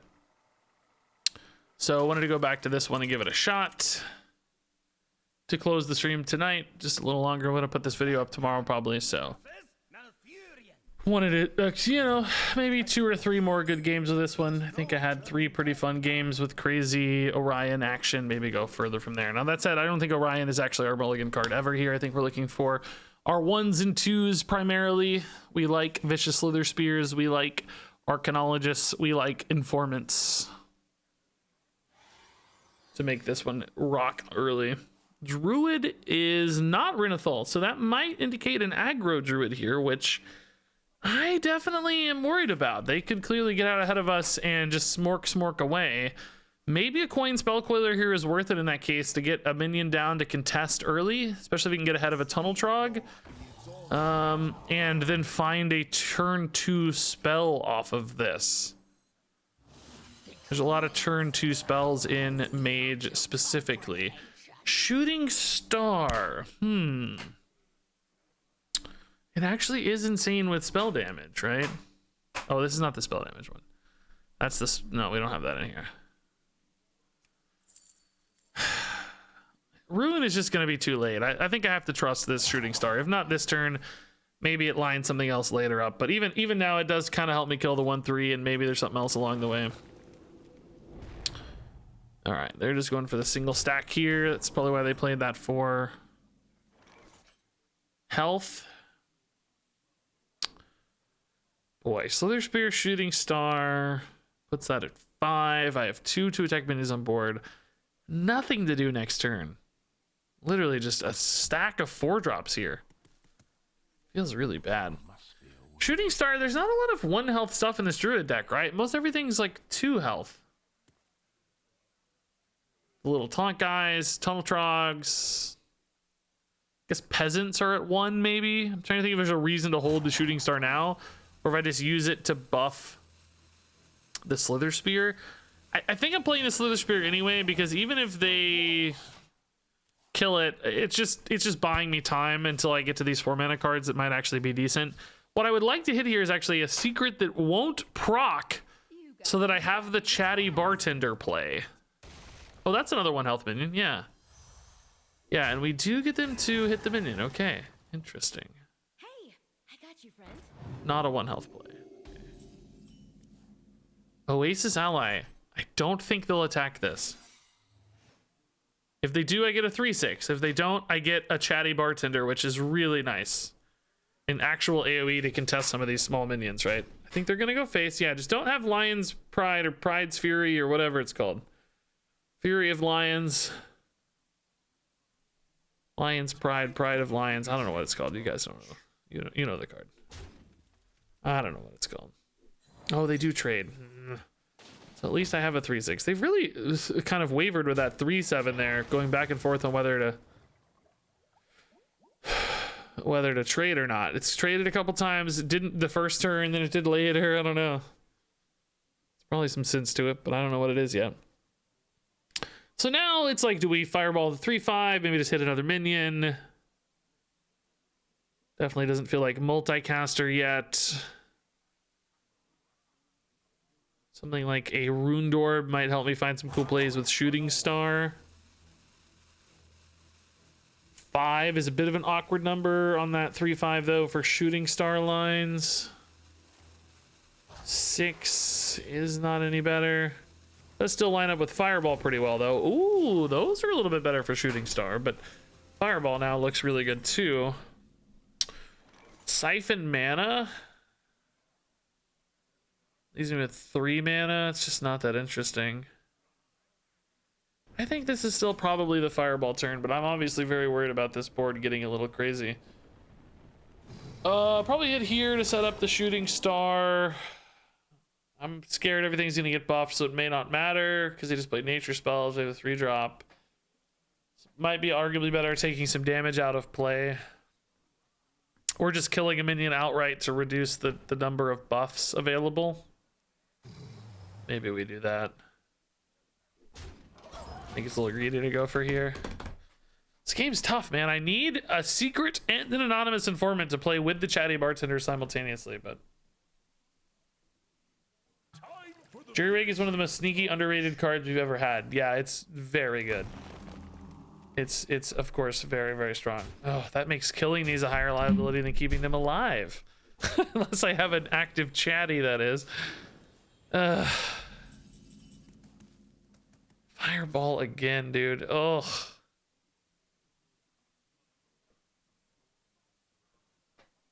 Jeez. What does this have in it? It has a Frost and a coin. Is that it? Oh, Fireball. So that's 2. I'm gonna take this for now, just for lack of literally anything else interesting to do. I'm like just dying here, but I can't really kill the board yet until I can get this online, I think. I just put more damage out right now with Shooting Stars. I guess I could freeze one of the 1/4s. That's fine. But we'll wait on everything else. It's gonna be really tough. Yeah, I don't know. I seem to remember liking Jerry Rig pretty well in the review season, but I honestly don't know.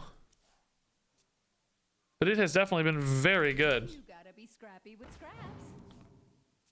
It makes sense. Like 2 mana draw, you basically get 2 cards for 1 draw. That's pretty insane. In hindsight, it feels very strong, I'll say. Now we're super not winning this game. Man, that Soul of the Forest was brutal. It's not even in their deck, you know, that's what makes it hard. Okay. I see the line. I see the line. Alright, where are my card reviews at, bro?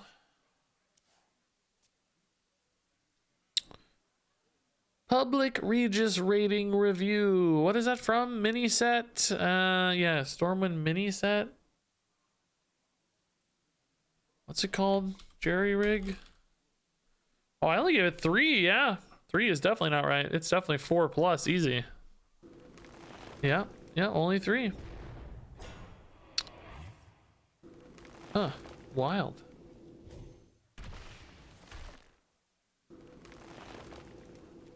Gave Mr. Smite 5 stars, though.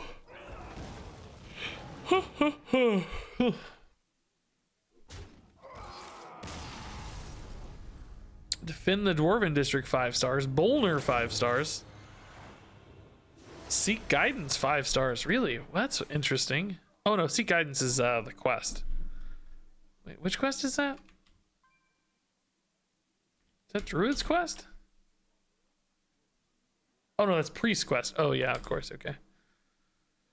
Gave Ramming Mount 5 stars, which I, you know, it's not really the kind of card I should have gave 5 stars, but I still think Ramming Mount is such an insane card.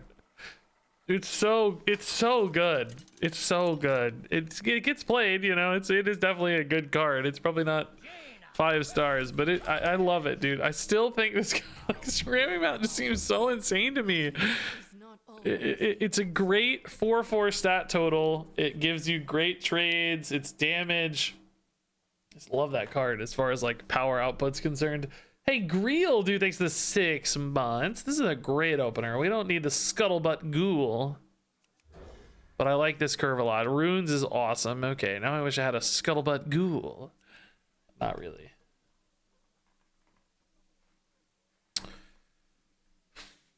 Hunter, we've beat some hunters to this already. See if we can't turn the corners well enough. I remember one hunter had a hard time with secrets in particular. It's hard for them to navigate. It's given the way our spells all line up and stuff.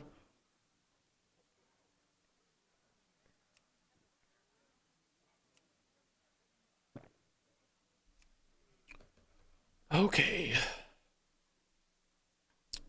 Larry here is still picking out their mulligans. I get it. It's tough, Larry.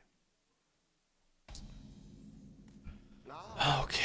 I think we're probably a little better off coin on this deck, so that's good. Oh, hey, the Scuttlebutt Ghoul's back. He's a one-of, so that is the one from the mulligan. He immediately returned. Thank you, Scuttlebutt Ghoul. Really wanted Scuttlebutt Ghoul to work in a secret buff paladin. That's a fun idea, but the problem is, oh, hand buff. So yeah, I get it. Yeah, that's kind of a cool idea. Be worth trying someday. Ever since that secret weapon got nerfed, secret paladin just hasn't been able to get there though. Got a feeling Larry might have queued up the game and ran to the bathroom, and he hasn't made it back in time. Yeah, it ended up being a bigger commitment than Larry was expecting. He found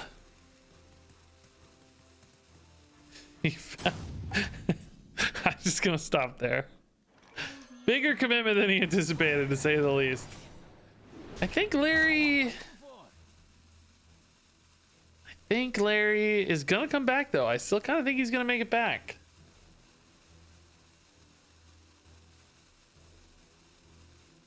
Larry's gonna make it quick. He's got to make a quick deposit at the bank, and then he'll return. You know? I guess, I don't know. Whatever. Larry. Maybe it's not Ashy Larry. Maybe it's Gassy Larry.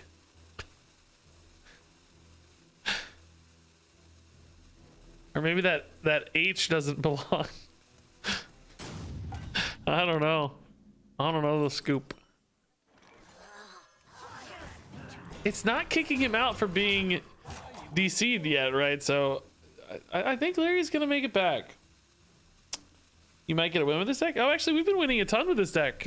It's actually won way more than it's lost. In fact, you just saw our first loss last game. We haven't lost yet. That's the first loss. You just witnessed it. Okay.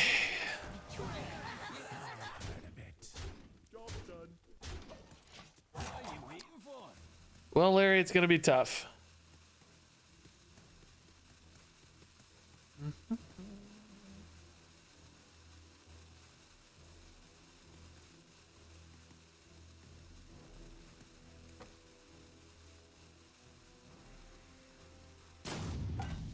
Imagine this is very unlikely, but I like to imagine that that Larry's like a big fan. He watches my stream every day.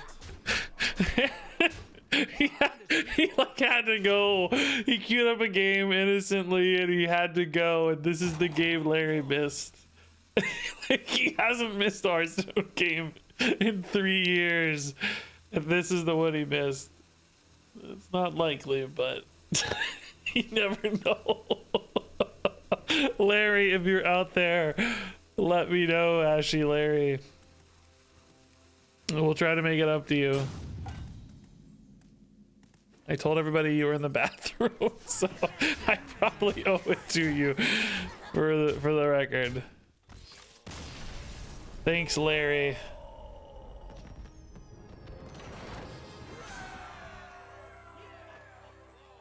Alrighty, well, good win, good win.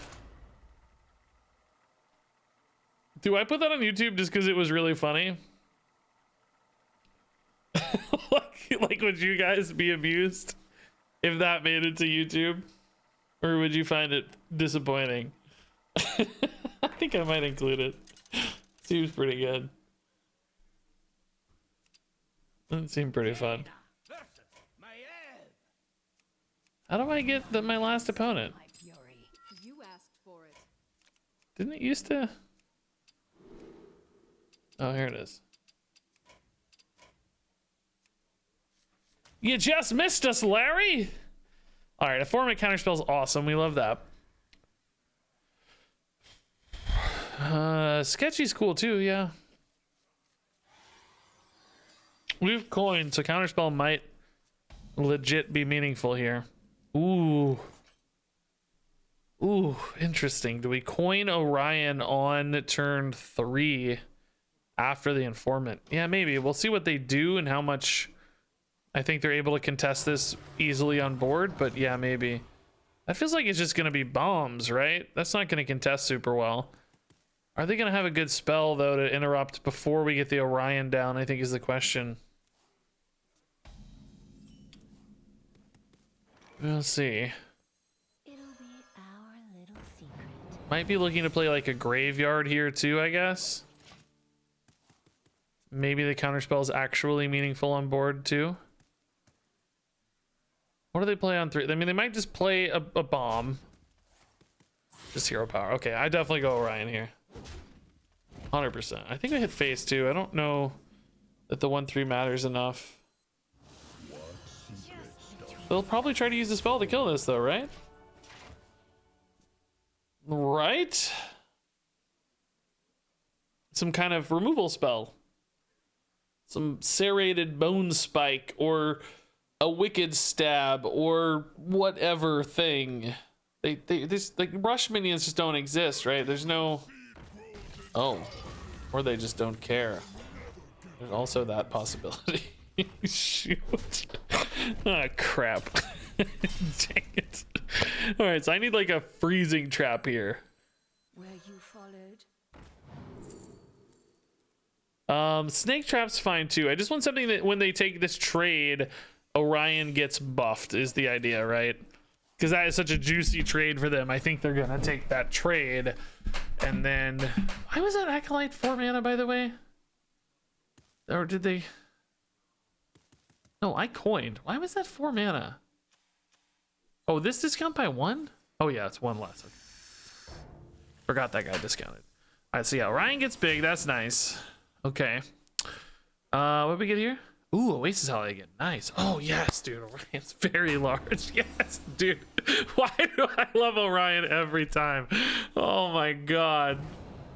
So this is gonna proc Oasis Ally, and he's gonna get buffed again, and he's gonna die to the trade. Oh my god, dude. People just get so wrecked every time. God. I swear to God, Orion is actually insane. Oh man, I don't know. Like maybe if you're, maybe if you're top legend, it works out better. It works out worse. I mean, I don't know, dude. Ike said Orion sucked. I feel like it wins every game, dude. Larry would have played around it. Did Larry accept my friend request yet? Larry! Larry!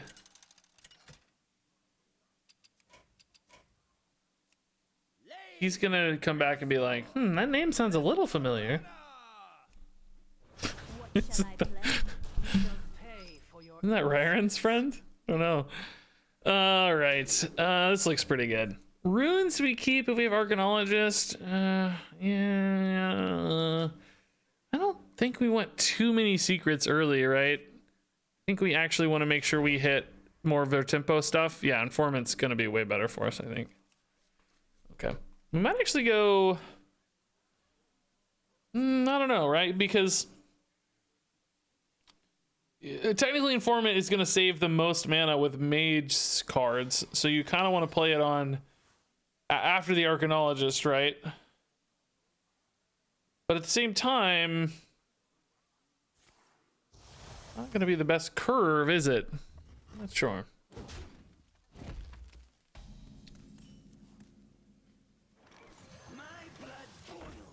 Feels good to watch Regis. Too much LSF drama. Live stream fail. Yes, I am aware of said drama. I will tell you, I do not understand like streamer culture, streamer drama. Like, I just do not. None of that is anything remotely.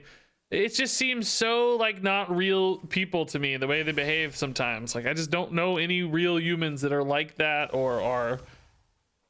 I don't know if it's all just a big show, right? Or just, I don't know. I just don't vibe with it. I don't know. Just not my vibe. Doesn't make it wrong necessarily, just not my vibe.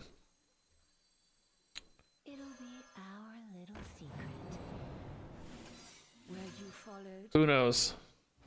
Just it all looks like so, like foreign to me. I think we take Reckoning here for the multicaster. Normally I wouldn't, but getting a Holy Spell is pretty cool. It's so distant from my experience or life or whatever. It just seems streamers aren't real people. Yeah, I don't know. The same thing with like the G2, that like the head of G2 esports or something. Everybody's mad at him too for hanging out with the idiot sexist guy. It's just, but like, which that is obviously garbage. Nobody wants that. But the reason that it was noticed is because they were like on a boat or something shooting champagne into the air with like firecrackers, or not firecrackers, whatever those little flaming sticks are. I don't know what they're called. I don't know, fireworks. It's like there's such an like opulent display of like wealth, and even that to me is insane. That seems crazy to me. It's all just like so foreign to me.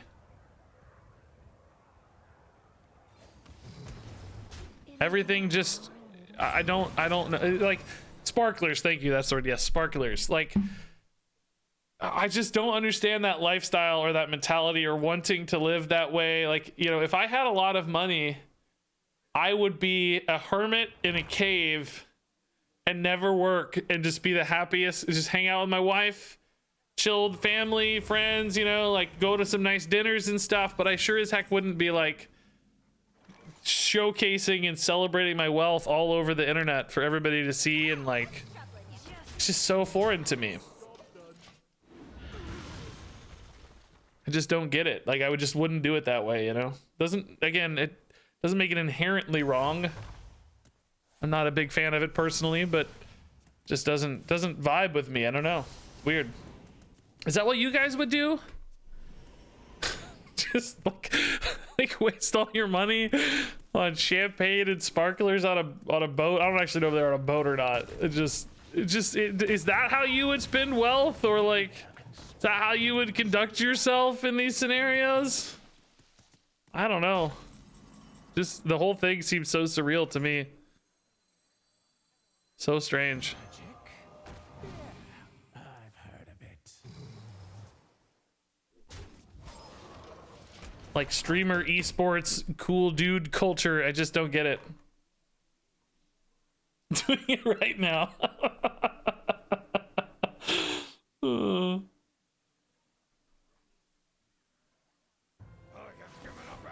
Yeah, Katie Page, that's what I'm saying. Like I like, you know, it's easy to say that when you don't have it. Maybe we're, you know, maybe we're biased, we don't know. Power corrupts, they say, etc. But it just seems so foreign to me as a concept. I have not been paying attention to this game at all, by the way.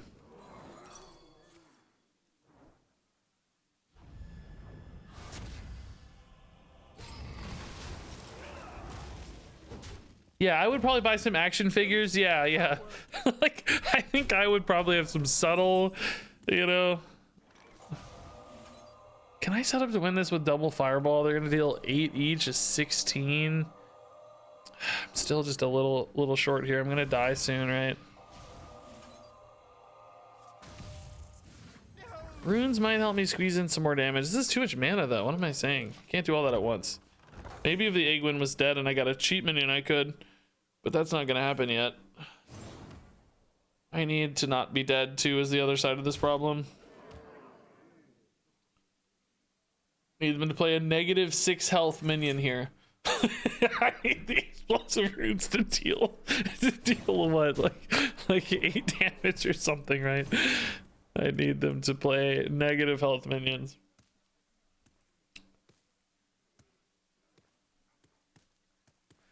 I guess I don't know. I feel like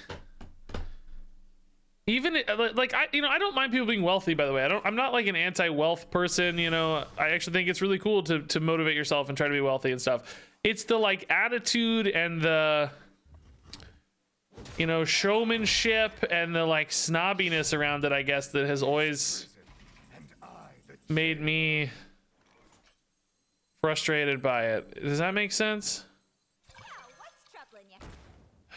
Wish I didn't have to fireball that to kill it, but I feel like I do. Taking 3 anyway. Shoot. That seems bad. Seems unwinnable. You know, it's like just the idolization of it, I guess, right? People who idolize it and then want to be idols because of it. That I guess that's what bugs me more than anything. You know, like, let me showcase my opulence and brag about it and show it off. Like, I would think quiet wealth would be both like more interesting and in some ways more noble.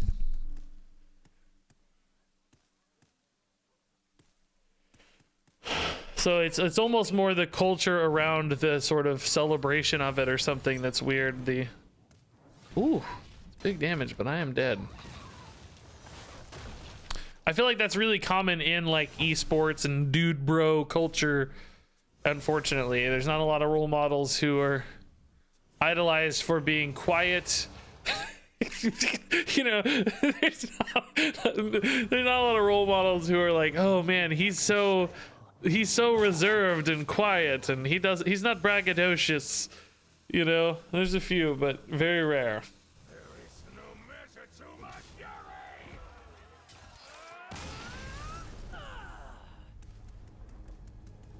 It's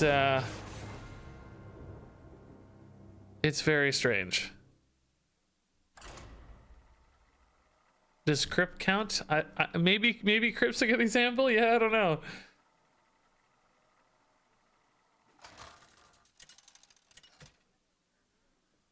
Crypt is quietly Crypt, that's for sure. Feel the power of the wild world. Don't pull the wool over my eyes.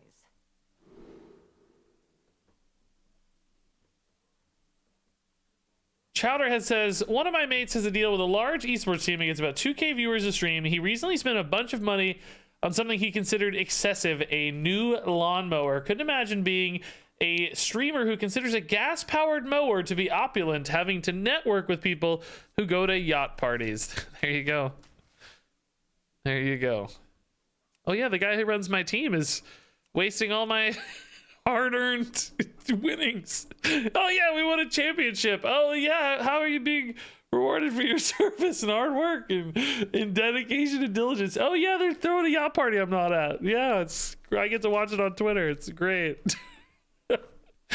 Alrighty. Yeah, I think the 2-drop package in this deck is pretty important. Too many secrets, I think.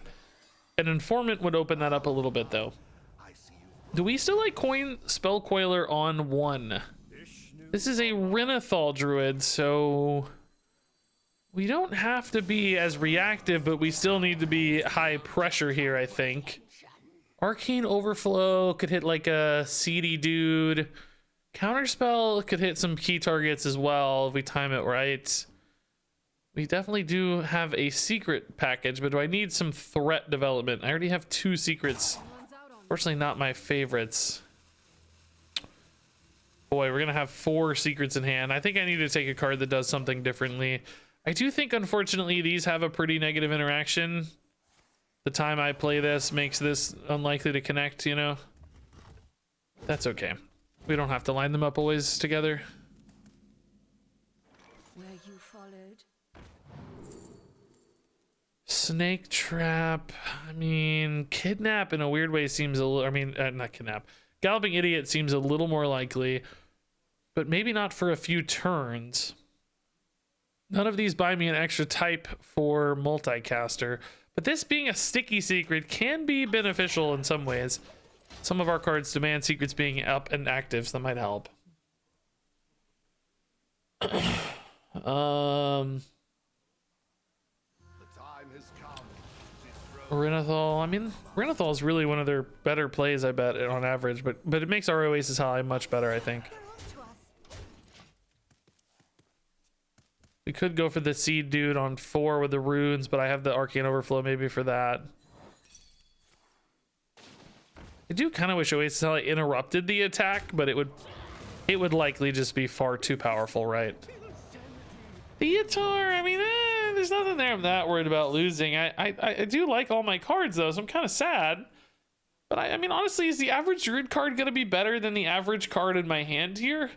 They get to choose so that they can like pick a secret maybe that works around their deck better. Oh, Innervate, huh? They took the Runed Orb. Okay, sure. Why not? Runed Orb's probably gonna hit the 2/2 here. Doesn't feel like the right counterspell target though at the same time. They would often nourish this turn though as well. Do I try to snipe a nourish? Just because they took the Runed Orb doesn't mean they're looking to play it this turn. Did they see the counterspell, I wonder?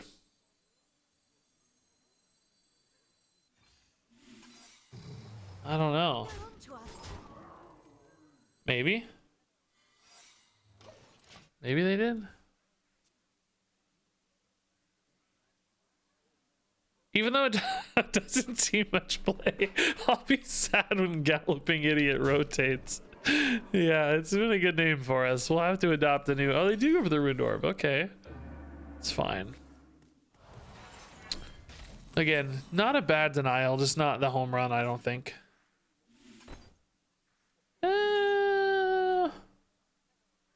Yeah, let's just go. We need the board. I'm gonna go ahead and go for the runes here because I think it might really throw them off of a Nourish if they think it's a second counter spell. Might really make them hesitate here a little bit. Scale of Onyxia is another problem card for us. I don't ever answer well. So I need to... Oh, they went for it anyway. What ballers, dude. Wow. Actual baller. Zero fear. Zero fear. Okay, this is good at least.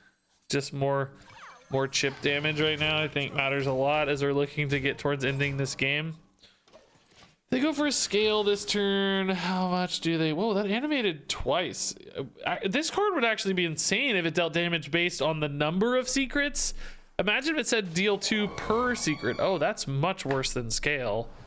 Okay, that is a lot better for us. Are they dead? We have 8 damage here. 8 here. Just dead, right? Do they have anything else?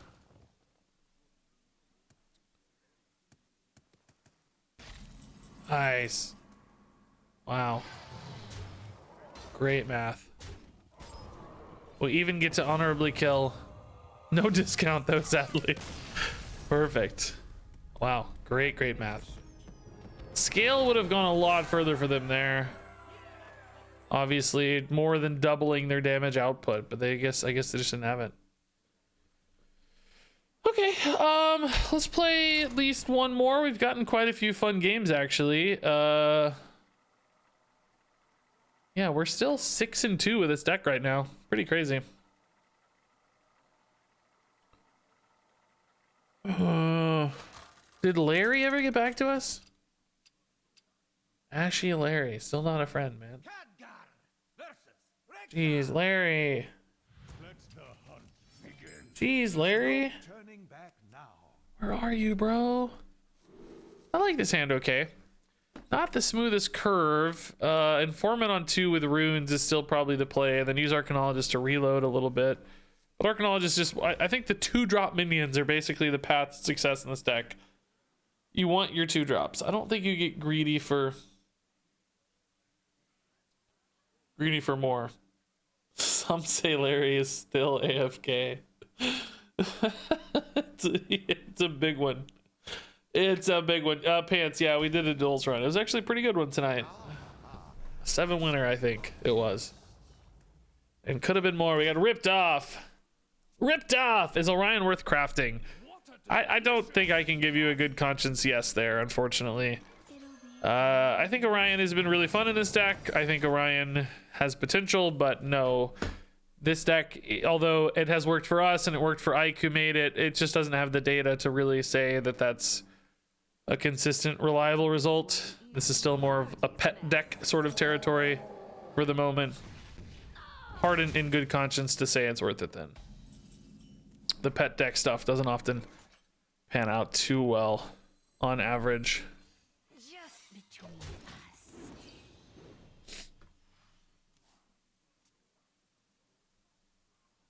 Yeah. Oh, yeah. Excellent. Ike didn't even use Orion. Yeah. Yes. In fact, Ike specifically said Orion isn't even good enough for this off-meta deck. So I am the only one who would ever recommend Orion, and I'm not recommending it. So I think definitely not worth. Yeah. Sad they called my bluff, but I just wanted to get the multicaster ready for next turn. I think we need to reload and get a body here. So having the arcane in the pool is nice. Egwin is cool, but we're falling behind hard here. This is just too much stuff.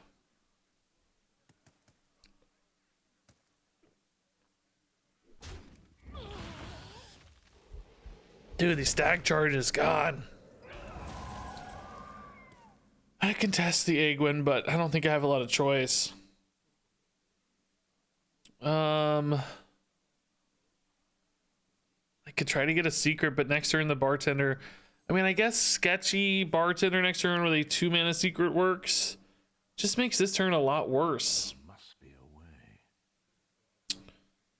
way. Egwin dies here, but eats 2 minions, right? So there is at least some upside there. And the chain later might make a difference. Bartender will also eat those 2 minions on a future turn, though. Where you followed. Let's see. If they trade these in anyway, though, what difference does it make? Maneuvers?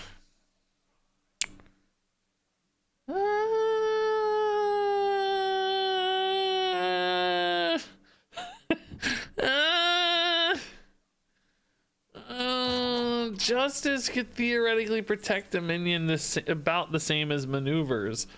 Maneuvers would be cool to hit a chatty bartender. I don't know. I don't know what the pick is here. All right. This together, though, is, you know, theoretically cool. Yeah, Visage is pretty bad. Yeah, if it were a Shadow Secret or something, that would really be cool to give the extra spell type. You could have some cool Dawn Grasp plays. Speaking of which, Dawn Grasp actually seems like a cool option in this style of deck. Getting Dawn Grasp as a big secret development kind of reminds me of like old school Zul Jin would do that in Hunter. You'd get like that full set of secrets on your face when you played Zul Jin hero card. Okay, yeah, sadly the 3/3 is kind of the worst stat line there. But we'll still have to take it, I think. It's gonna fall way too far behind otherwise. So 3/1 and a 1/1 hit in. The maneuvers procs, I get this back. I go Oasis Ally plus Spell Coil or something, right? Try to set up some math, maybe to clear this board a little better. 6 mana here though leaves just, you know, potential nightmare scenario. I don't know what they have, but it's scary anyway. Pretty much anything here is terrifying. What a delicious party! It's another minion that just kind of dies to this.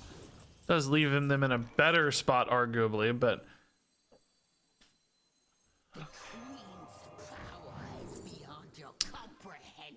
I just don't think this game is going to a in-game race there, but none of the other cards there are useful either, so probably irrelevant. I was kind of hoping for a better secret, maybe. Volcanomancy for later does actually seem pretty useful. So we're just not killing that much stuff, but at least a little bit of stuff. Softening up for trades is also not irrelevant, right? I think an Oasis Ally is pretty likely to proc here. We've got to think about Hydralodon potentially. Let's trade in for Hydralodon.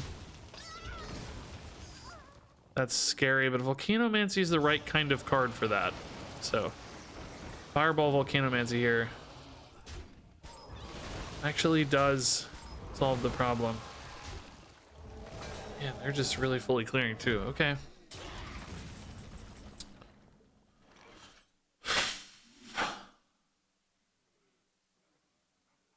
All right. This is fine. Rundorb first. Yeah, I actually might find a better, like, is first flame better to save some damage here? Oh, it doesn't work though. It's not enough damage. Can I ping in first flame twice? That's 4, 6. Yeah, I could save a fireball if I do that. My interested in saving the fireball, I think, is the question. Like, I have 16 damage in hand. I think I might be, but I could, you know, I could get another Volcanomancy or a Flurry or something that's better overall if I use the Fireball now. I think I take the Flurry and use the Fireball now. I think it's okay to, oh god. I think it's okay to use a Fireball now. I'm not quite there on turning the corner in like a couple turns. I think I'm going to need to buy more time, basically. So I'm saying Flurry allows me to extend the game, maybe develop an A-Gwen, right? There's a few advantages there. I just need more time. Is that actually worth flurrying already? I wonder.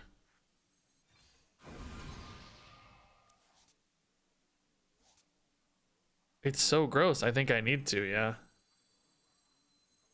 Really not perfect, but... You know, if they'd been at 16, right, we would have taken the first flame all day. But 26 is just a bit farther stretch. We got to try to stretch it out a bit. They're going to take 5 here? Scuttlebutt Ghoul Egwin, by the way, is a pretty cool combo we haven't tried yet. We have done that before in Mage, just not today in this particular iteration of the deck, I should say. All right, so they're 21. Multicast, they've got 11 and 5 though, 16 damage showing. So a Scuttlebutt Ghoul here does seem pretty interesting. I'm just ever wondering if I put them at 11 and try to find a lethal in a future turn. I don't think that works from a mana standpoint, right? I think I need to go multicaster first.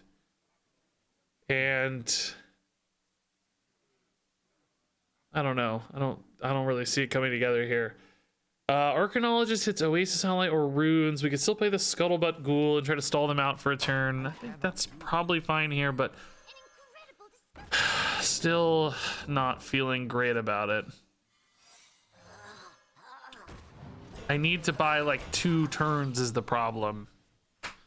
I need 2 more turns to find like a lethal push. I don't see that happening with this particular line. It's 3 damage, okay. So, you know, for instance, like Pyroblast, Fireball, Siphon is now a lethal setup, but I have to be alive. I have to be alive to do that. At 16, okay. It's 11 plus 2, 13, 15, 18 damage, and then the Mountain Bear is extra. Shoot.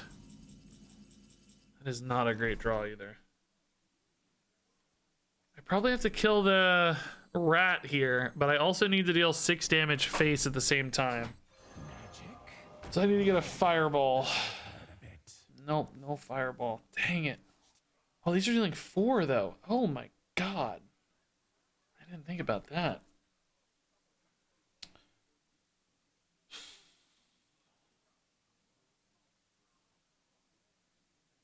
Oh. Observe and reflect. Gotta kill the rat to stay alive. Like, I'm alive at 1 if I kill the rat. But if I send 4 to face, I'm not usually killing them. Because this won't usually be alive to deal 12. They've been cleaning up every minion, right? Ping face isn't enough either, and this isn't... Where you followed? Explosive trap here would go a long way. No explosive trap. Shoot.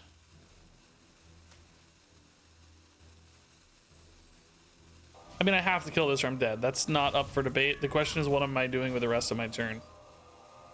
I'll just try to see if they ignore this maybe and I can win. I don't know. I think we're pretty much always dead though. I was looking for an explosive trap, right? I don't even know if I had mana for all that though. So, I mean, we're technically alive, right? We're technically alive at 1. But I need the 3/4 to be alive to kill them.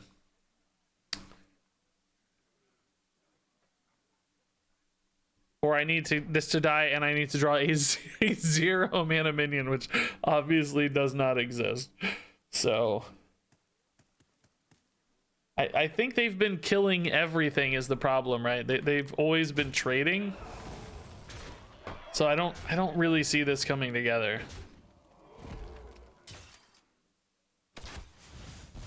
There were no taunts. That could do it. but I'm just a little off. Just don't know if there was a better move here. I almost need to discover another explosive trap, you know, like, but it's just, we're just too off. There was probably some line in this game to get through this well. I don't know what it was still, right? Like, I don't really feel like I know what the solution was. And I'm not even sure it's, you know, the line we took seems okay. It just, I bet there was some path through the game. I just don't know what it was. I actually like the flurry decision in hindsight, but I just don't think we have it, so. I liked the flurry to buy us that time. Like, yes, we would have had a fireball in hand, but we would have also shortened our clock by a turn, because we would have, like, got hit by that 6-8 if we didn't flurry it. You know, fireball and or first flames wouldn't have been able to answer that for a turn. But do you think I could have maybe held the flurry one more turn? But I feel like I was protecting the 5-5 on board, which obviously has some value, so that seemed okay too. I might play one more game. Kind of want to play one more game. That's the sort of game that I wouldn't mind putting as a loss on YouTube, but it's not the greatest because it is a little long. I like putting losses on YouTube from time to time, but I like it better if they're a tad short.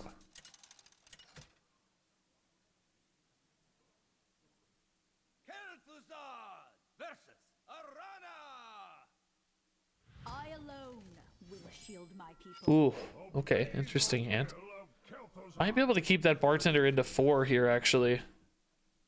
We've never tried this particular line, like finding a good secret on 3 that we think we can keep alive. Usually we don't really get to pick the secret so much, it's just play whichever ones are available. Runes might also be good, so we'll just have to see, I guess. I don't know. Might be the most likely to survive. This is a relic demon hunter. They don't always have a ton of early game minions, right? Sometimes they're just playing spell relics and stuff. So this might be pretty sticky into the bartender. Oh, oh, it's the boy. I do think Reckoning is far and away the most likely to stick around. So is that, but it's never gonna interact well with Orion. I think Ice Trap interacts better with Orion later. So I'm probably not playing the Ice Trap next turn, but I think I will maybe try to get these up together if I can later. That would be pretty sick. We gotta wait till the coin's gone probably, but interesting. So Explosive Runes is fine. I think that's pretty likely to stick. Oh, coin is gone though. Interesting. They didn't hit the button though. I think again we're seeing people. Oh my, that's not the order they wanted. I think, yeah, I think runes will stick. I think runes will stick. And then depending on game state, like if there's minions that contest Orion, I may hold Orion. Well, they might be able to kill Orion anyway. I don't know. We'll just see. I don't know. Explosive Runes is just not very likely to make Orion go off, so we have to think about that. Like, do I wait till turn 6 to make a good Orion? I mean, honestly, what do they have anyway? Like, another relic is gonna deal 2 and 2 right now. That's unlikely to kill Orion. I might just tempo it anyway. Let's try. Let's try. He's not like the only way we win the game, so it's not like we're over investing or risking our win condition here. He's just one of the ways to win the game.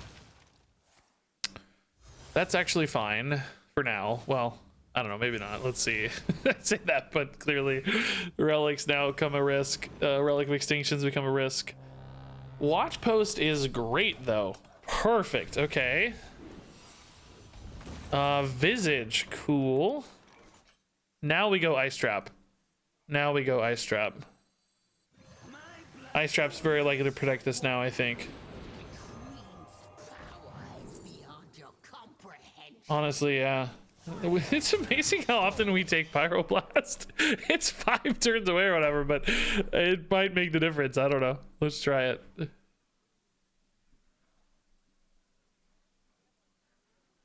going to be interesting to see how much that whiffed relic messes with them here, because they've... the answer's a lot. I feel bad, but dude, I just get a kick every time Orion just works so freaking well. I didn't even realize I was Kel'Thuzad, by the way. That looks sick. I didn't even know I bought that.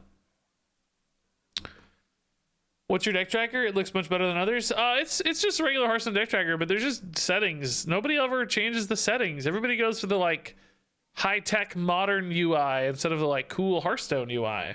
I don't know why. All right, I'm probably gonna call it there, guys. Good night. It's getting late. I just wanted to hop on real quick, get some games in that deck, which we definitely just did. We got a good duels run, so really nice, punchy, quick 2.5 hour stream. I got more out of that 2.5 hour stream than I do in some 5 hour streams. So thank you everybody for joining me and helping out. I should be back tomorrow. I'm thinking we might have a mini set announcement next week, which usually there's a pretty quick turnaround there. So I don't know when to expect the mini set. Last year was weird because we had mercenaries throw it off, so there's no matchup, but I would expect it in the next week or two based on normal scheduling. So I'm wondering if, like, do I need to be ready to get mini set content or need more videos? I don't know. Might still be a ways out. What is it normally? Let's see. April. Expansion came out early April, and then the mini set came out the like 1st of June. So we had about a 50-day gap. 50 days from this expansion launch would be, this expansion came out on Tuesday, I think. Or Tuesday, August 2nd. So 50 days would be roughly September 20th or so. That's not going to come out Tuesday though. That's too early. But soonish. We're in range. Definitely in range. So anyway, I will. I'll see you guys tomorrow. We'll do more duels. We'll do more standard. We'll do God knows what. Probably another Reno deck actually tomorrow. I think I'm going to renovate a Thief Rogue, a big greedy Thief Rogue. We'll do a renovated Thief Rogue tomorrow. So stay tuned for that. Let me send you guys on a raid before I go. Who's it gonna be? Who we gonna raid today?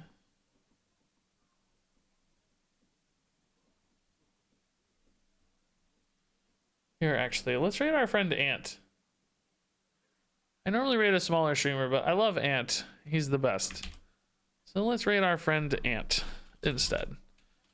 Rare, not tiny streamer raid, but it'll be a nice one. So anyway, have fun, everybody. Love you a ton. Thanks for watching.